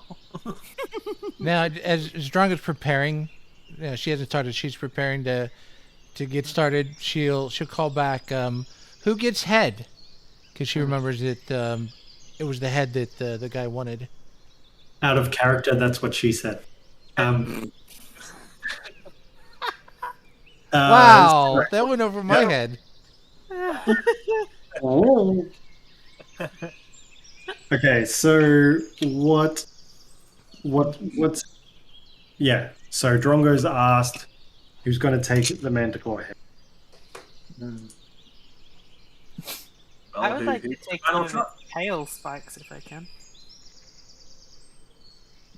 Okay, how many rounds do you think that was? That was about 6 or 8. All right, we'll say 7. Okay. Wow. I need a survival check from you, please, Lokk. Yep. 16. Nice. 16. From the hard impact on the ground, 2 of them are broken, but there seems to be one spike that still seems to be in a decent condition that you managed to harvest from this mantle. Awesome.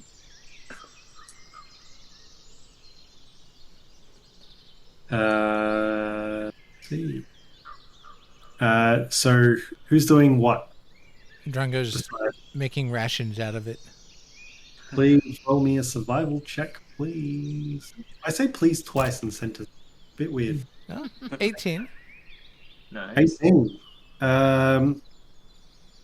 There's quite a bit of it that seems to be smashed up against the rocks, but you do manage to get about 12 rations out of this manticore.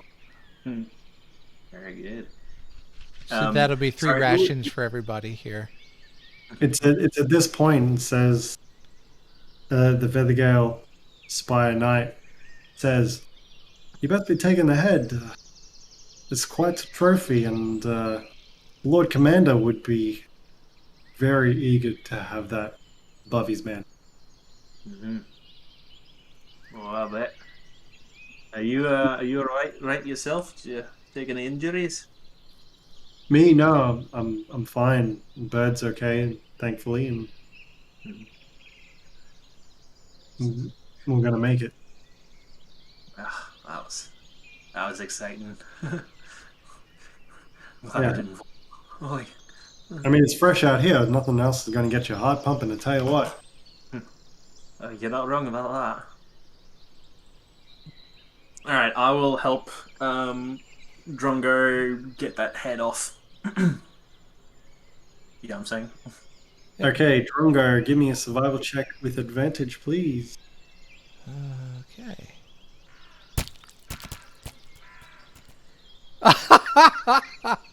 It's a 1 and a 5, so 8 total. Jeez. With an 8, you struggle. You miss about half an ear, but you do manage to break the head away from the rest of the manticore. It's not a great trophy, but it's a trophy nonetheless. Oops. Just brush some of the mane over, just to kind of cover. Drongo's stupid cunt. Jeez. Oof. Gosh. But she'll carry the head. The head hath returned. Okay. What would you guys like to do at this point? Right now, if you go back to the map, you can see that plateau that's fairly much in the center. You're sort of near the jagged rocks on that river side at the moment. Oh yeah, over there.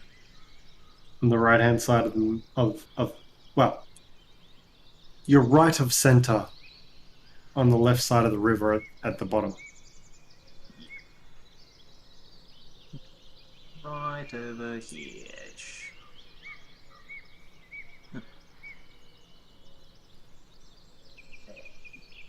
I'm assuming we're just gonna head back to the spire to fly this head back. Return victorious. Anybody else want to say anything? Was there, and this is dumb, in doing the rationing, was there anything on the manticore of value? Anything stuck to it or recoverable from it? I mean, Lokk managed to get one of the tail spikes. Most of it's, I mean, especially after carving it up, is just in tattered ruins. There's no real serviceable skin or wing parts or anything like that. So no, that's fine. I didn't know if there's like a sword stuck to it still or something like that. there's some bolts that are sunk into part of it, but a number of them are broken. Gotcha. Maybe there's about 2 bolts. And amazingly, inside the ribcage is an ATM. What? And that bank teller that he ate. Goddamn bank tellers. But otherwise, yeah, I guess we're just loading it up and checking on the soldiers before we fly out. Yeah. Are all of the soldiers back with us, or just the No, one that it's only the one that's stuck with you the entire way. And is he injured? He is not. Oh, perfect. The ones that were injured, they Yeah. turned away and went back, as far as you can tell, to the Feathergales. Alright, sweet. Is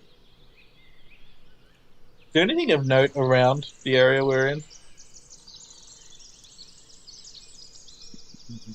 Excuse me, sorry. So, as you look, there's a river that runs through the canyon and sweeps close to the canyon's eastern wall. To the west, the ground is covered with rocky spires and wild brush. Are you guys spending a few minutes to look around? Yeah, I would like to. Yeah. Okay. Orange. As you guys start to look around at the area in front of you, sorry, hold on. I'm trying to reread a whole bunch of stuff. Well, rather than do that, I'll take a piece of the manticore meat and feed it to my goose vulture. It's a And vulture, but yeah, your vulture is pretty accurate. Tell it what a good job he did. Who's a good boy. Fog. Okay. As you guys search among the ruins, and I get you. We're going to do a board switch. Just got to double check which one I'm going to switch to. And this will do. Can you guys switch to Gravel? 05 Hills and something. 5 Hills and Rocks. And just going to bring you all to the board. The other Feathergale Knight says, I'll be seeing you back at base. Well done. Just the sense of pride. A good one.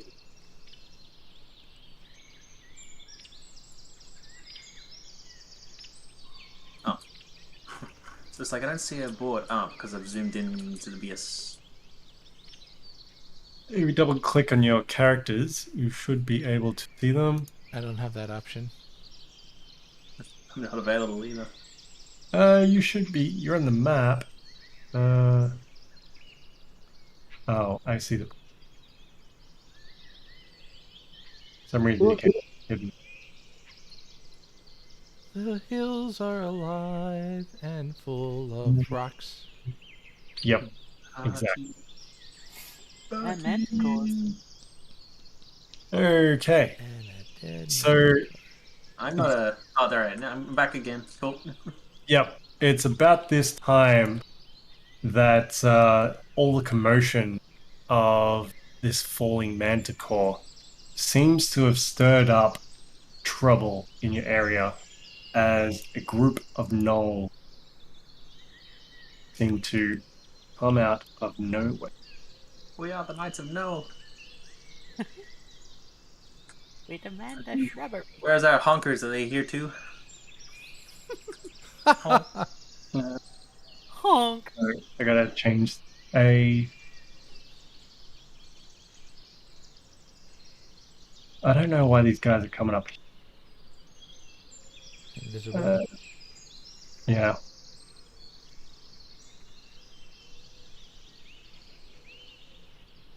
I gotta rename because this wasn't part of the plan. That's B. Now the trick here is we wait until he labels everything and sets everything up, and then we just fly away. Bye, Noel. There you go. Bunch of assholes. It's like, here, set up this map, leave it immediately afterwards.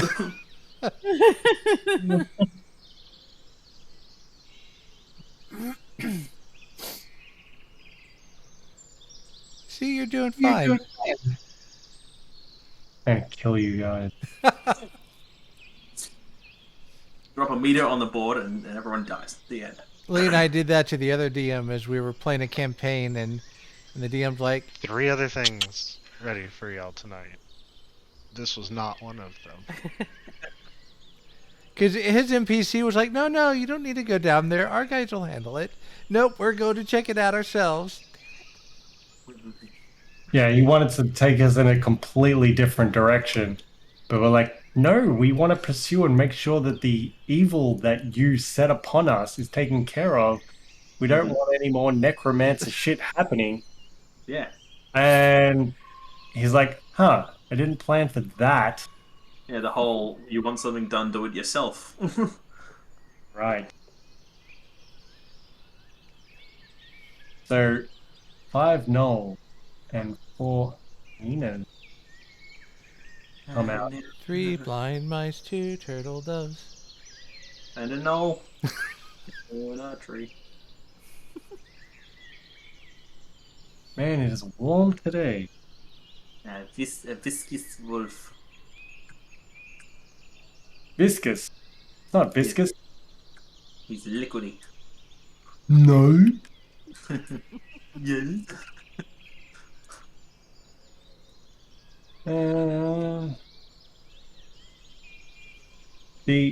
As you guys were moving around, they've come in between you and your vulture. No! Oh, yeah. Goose Springsteen! Okay, so this guy, guys, over here.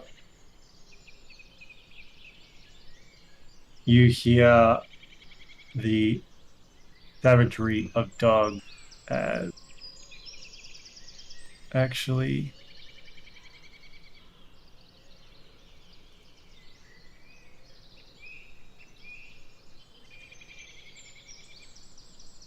big frog. Nighttime.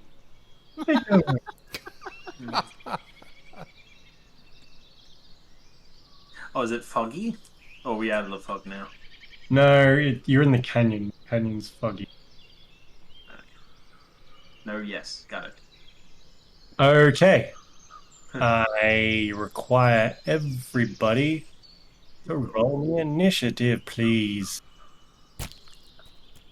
Son of a bitch.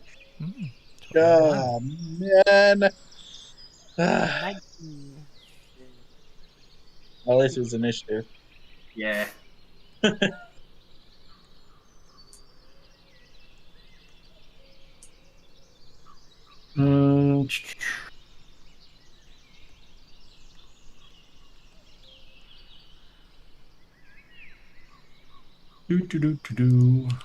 These guys rolled terribly on initiative.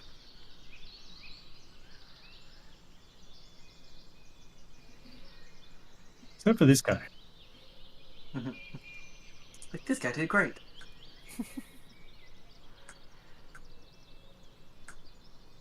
Okay. Cool. Drongo, your rage has worn off. Yep.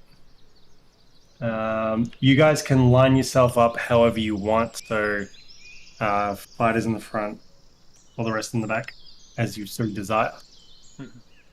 Business in the front, yeah. Party in the back. I mean, sure. Ooh. Just right click, we'll get rid of that. I'm just going to quickly go pee and come back. That's it.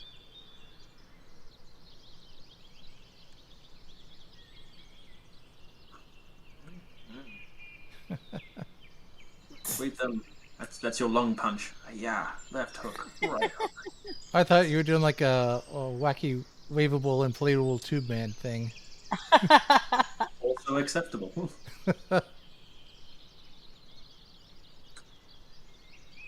What is this?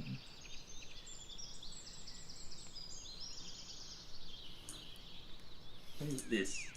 The thing. So is it like getting dark in right now, or? It's foggy. Oh, it's not showing as fog. It just looks like he turned on the nighttime. If you like pan the map a bit and just look in the distance, you'll see that there is like a haze. Oh, I see. Yeah. So maybe a haze is probably a better word for it than fog. It's around.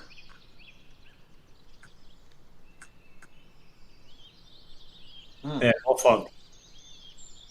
Okay. Are you guys ready? Yep. Okay. Drongo, you're up first. Oh, bonus action. She's gonna rage. But this time, instead of the tail, her hands are gonna grow into scaly claws. And then once she rages, she charges forward to the first target in front of her. So it's gonna be 1, 2, 3, 4, 5. And she's gonna lash out Wolf A with her claw attack. Go for it. Well, they're hyenas. I didn't rename them, but yeah. Oh, gotcha. That's a 10 to hit. 10 misses. All right. She's going to do a second claw attack. Cool. 15. 15 hits. Okay. Well, that's going to be 9 points of slashing. At hyena A. At Hyena A. Hyena A goes down. And that ends her turn. Cool. Okay. Lokk, it's on you. Yep. I'll cast Fairy Fire. So within 60 feet, a 20-foot cube.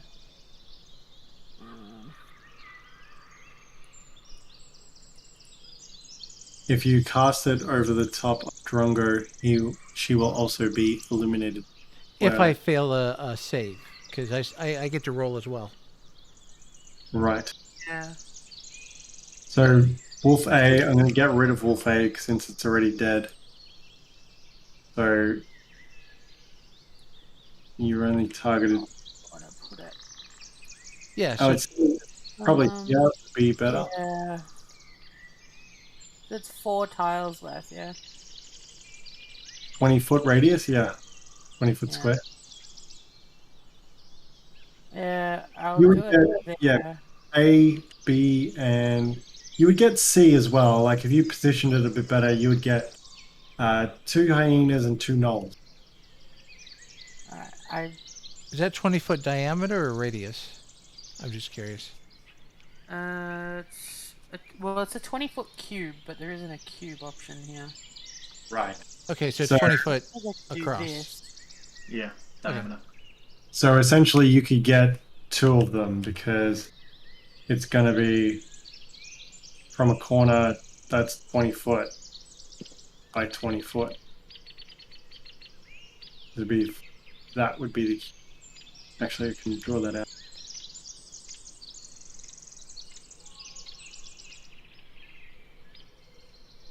That's a 20-foot cube. Okay. Don't be such I'll a try square. and position it so that I can. I'll try and position it so I can get Gnoll B and Wolf B.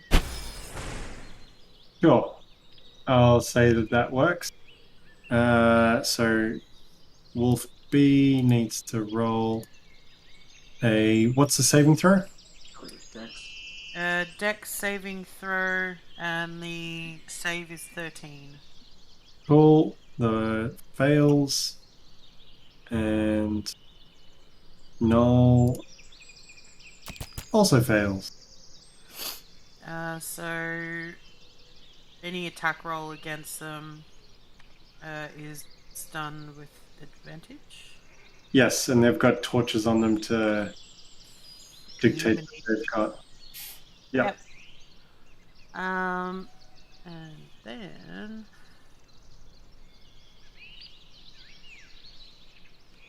yeah.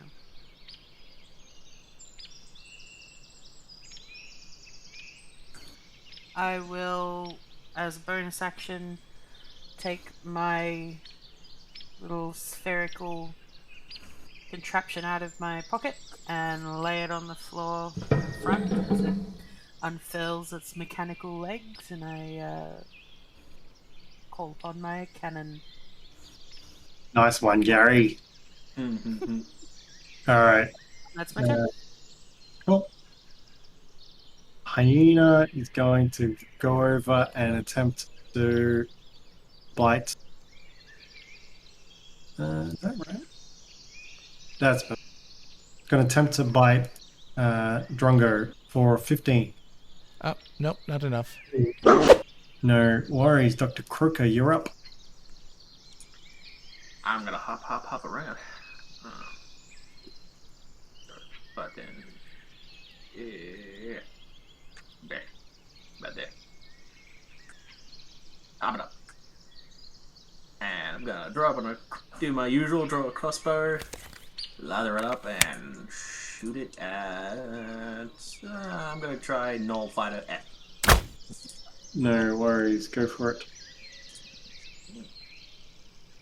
That'll probably do it. 16. 16 hits, roll damage. Oh, 8. 9 damage, 5 poison. 9 damage. You said 5 poison? Correct. Is there a saving throw for that? Negative. That's just flat damage. Cool. It's looking bloody. Neat. Anything else? Sorry, it will need a con save for that one. My bad. 15. Passes. Cool. It takes the damage, doesn't get any additions. Alright. Is that it? Yes. Cool. Okay. No, A. 1, 2, 6. You get to Drongo. Apologize for that loudness. Bless you. Grazie. It's going to bite. It's a natural 1. It bites the lip. Meets beats. No, I'm kidding. Takes 2 points of damage. It bit pretty hard. Okay. No D is going to shoot its longbow at Drongo. Longbow at Drongo. Yep, I thought the same thing. 13 to hit. 13? No. No D. Gonna.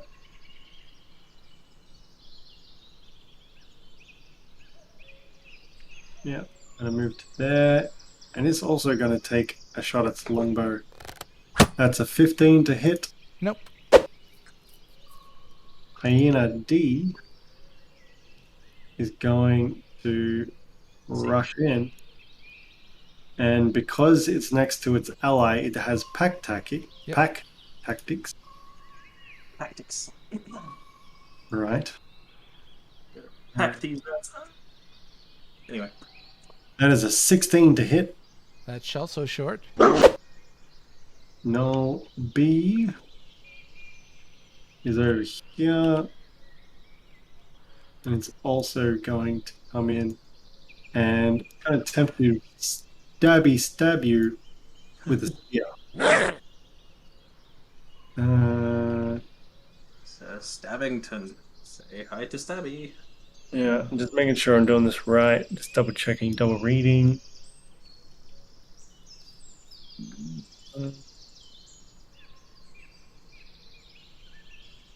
Okay. That is an 11 to hit. That's short, unfortunately. Yep. Okay. That's dead. Null D. Sees Dr. Croaker up on the rock. Can he though? I'm Got through.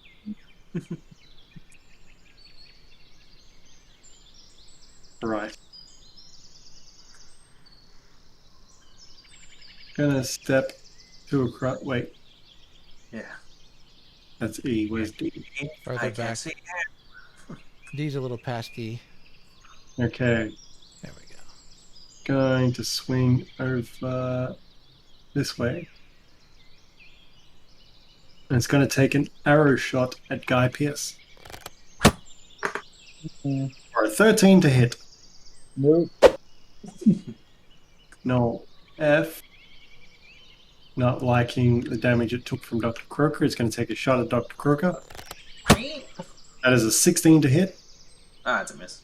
Nah, that's a hit. You Sorry, take I'm not tough as everybody. 4 points piercing damage. Ow. Not good. Okay. That's that done. Okay. Guy. Oh, man, I feel bad for him. Not really doing much, are they? I wasn't sure whether I had too many targets on the field, but it seems to be fine.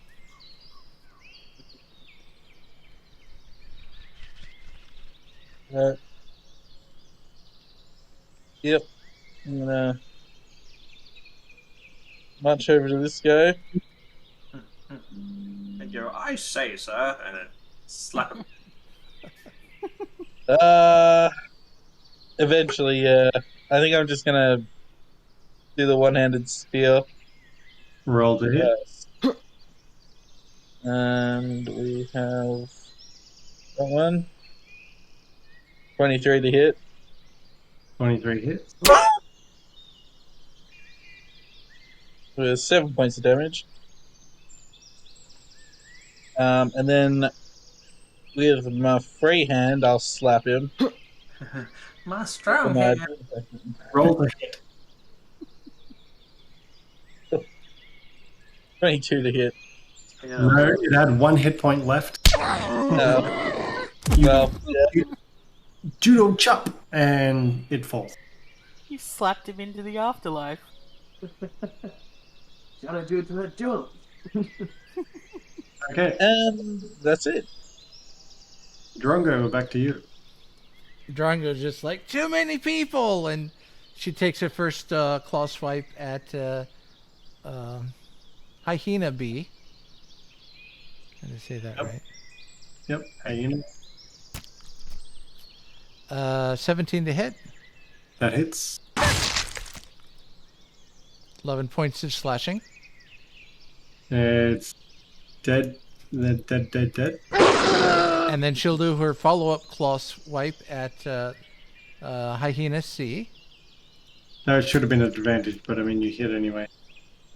It's 21 to hit. That hits. And that's another 11 points of slashing damage. It is also dead. Nerd. And she turns and just growls at the other fighters. Okay. Lokk is on you. I will jump on my little construct Yep. and move. You gotta ride it all night long. Let's say you're riding it and you're going to hide your character. Yeah. So 1. Put it here. Cannon's ranged, correct? Huh? When it's a cannon, it's a ranged. Is that correct? When it is the flamethrower, it is just the cone of fire, and when it's a force ballista, which this one is, it is ranged. Right. So if you go into melee, you'll be at disadvantage to hit.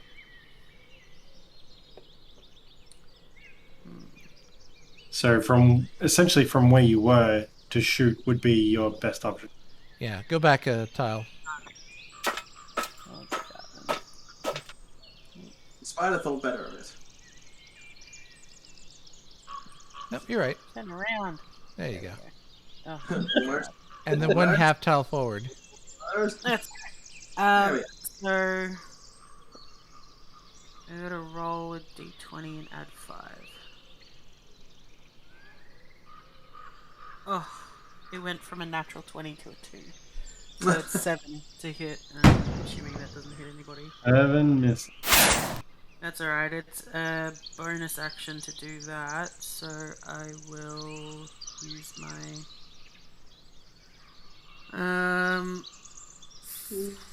full action to shoot an arrow from my crossbow at Null B.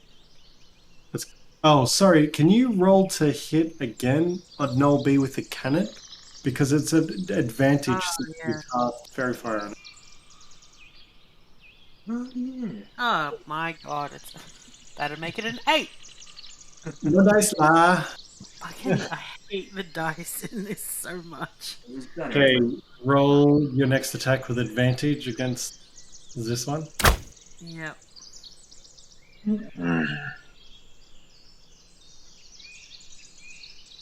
Does advantage work for range? 19 to hit with the Nine. crossbow.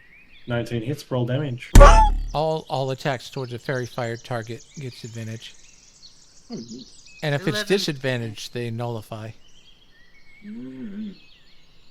11 damage. Yeah. It's looking bloody. Okay. Okay, Dr. Croaker. Alright, well, I'm going to reload and fire away at Null B. Oh, Reload and fire. And then I lost my tab. There it is. it's at advantage. Hell yeah. Advantage. Cool. 16. Hits. 6 damage plus 3 poison. Okay, and Constitution saving throw. Does 5. It fails it. It is now poisoned. Righto. Let's see. Nope, sorry, not that one. Oh, my bad. I wasn't meant to touch that. That was a wasted 6. I'm very sad. Poison. There it is. Poisoned for 1 minute. Poison creature is no longer direct attack. Contact. Repeat saving throw on each of its turns, ending the effect on itself on a success. Cool. This Null is going to turn and attack Drongo.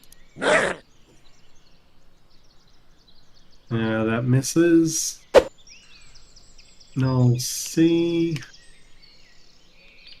is going to shoot a longbow at Dr. Croaker. That's Was a it double. That's a That long missed. shot. Yeah, it's 150 foot optimal range. Oh, sorry, Null C. Yep. Ah, Charlie. Okay, yeah. Null E. Null E. Yeah, it can get within distance. It's going to take a try and spear.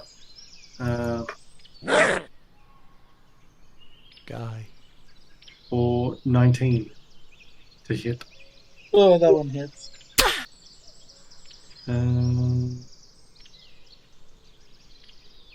You take 6 points piercing damage.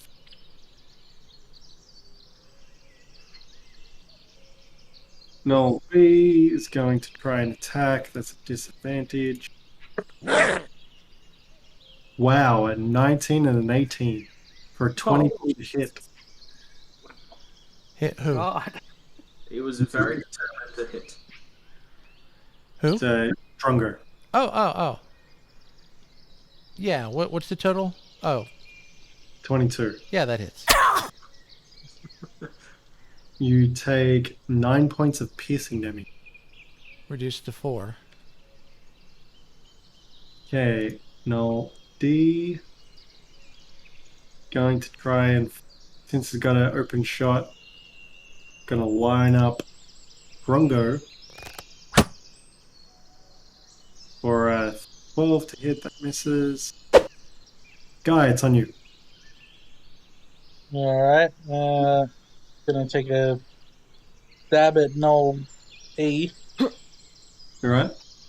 Where's my buckets? Two-handed this time. Cool. Nope, that's damage. 19 to hit? That hits. Null E, was it? Yeah. 6 damage. Yep. Hmm.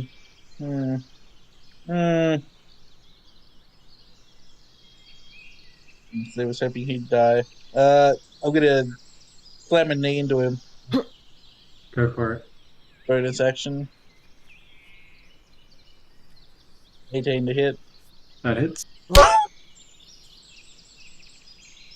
And 7 bludgeoning. He's looking bloody. Is that it?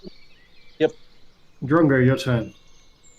All right. Well, everyone seems to be wailing on that one knoll. I gotta get my camera there.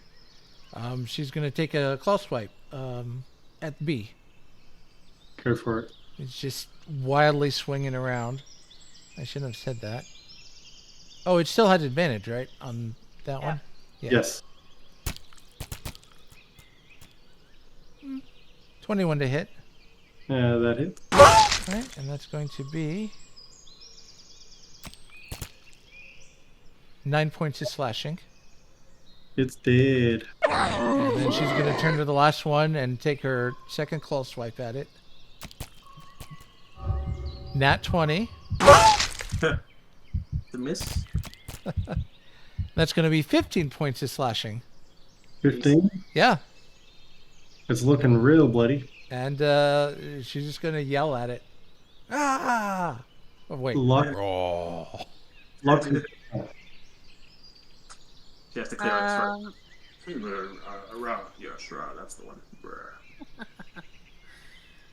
I will again use. Well, I'll use the Force Ballista on Null A. Go for it.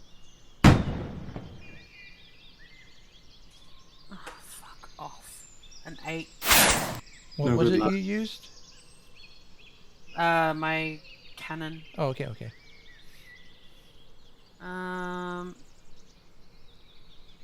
So that was a bonus action. I'll just try and shoot it with a crossbow. Go for it.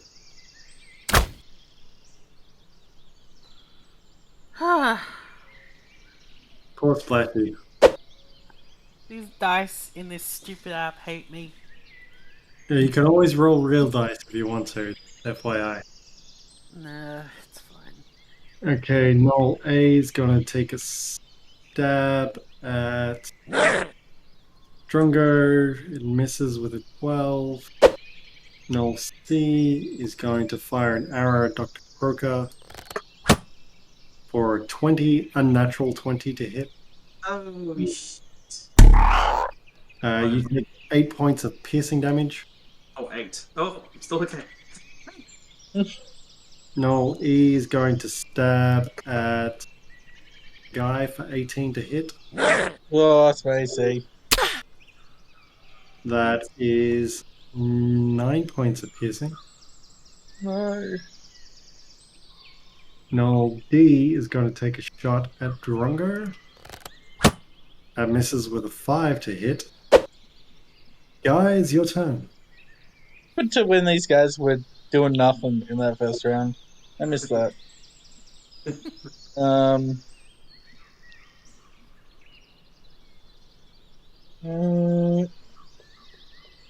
I'm gonna go unarmed strike against. Oh, no, against A. Yep. It's 11. It's a miss. Damn it.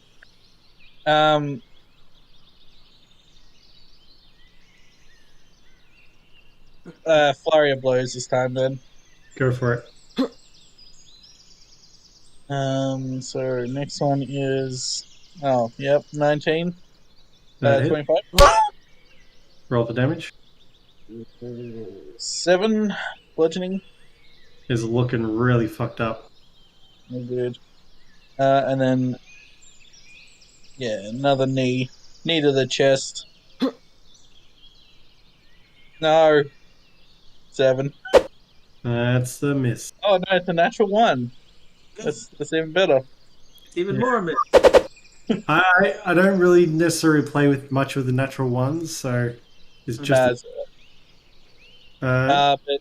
because my first attack was the unarmed strike, I've got agile parry, which is +2 to my AC now. nice. Okay, Drongo, it's on you. All right, this is the one standing, so she's going to take a claw swipe at Knoll A. No way. 21 to hit. That hits. 11 points of slashing. Okay, as Knoll A goes down for a count, they realize that they're outnumbered at this point in time, and they all make moves to run Oh away. no. I'm going to use my sentry. So you get an attack of opportunity. Yep. And if I hit him, creature's speed becomes 0. Yep. Although I'm hoping to outright kill him, but it's a spear. 18 to hit. Roll for damage. 9 damage. 9 piercing. It drops dead before it has a chance to run away. Yeah, motherfucker. As the other two are dashing into the distance, they don't want to be anywhere near you guys. And combat is over. Croaker slumps down onto the rock. He's like, oh, crap, that hurt. Starts rummaging through his stuff. He's like, oh, patch.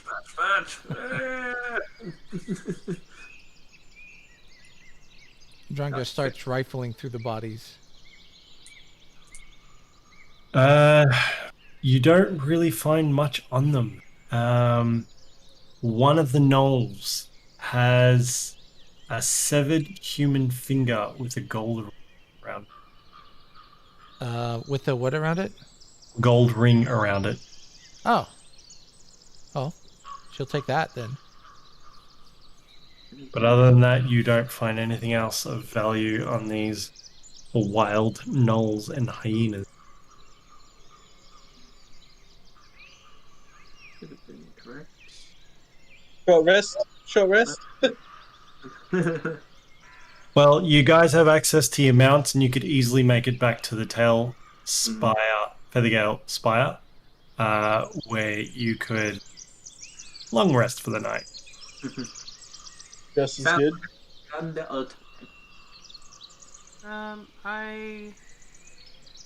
Lokk would like to take a sliver of hyena meat and run to Goose Springsteen and give him a cuddle. The Goose Springsteen embraces you as it ruffle up, and it has a shake that sort of rubs into you a little bit. Do we want to take a gnoll head with us too? Yes. Okay, we harvest a null head. You want some help?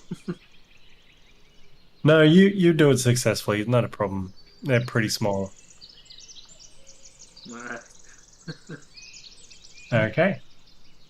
So you guys make it way back to your vulture geese, and you manage to fly back to the Feathergale Spire And that's where we will reconvene on the next session.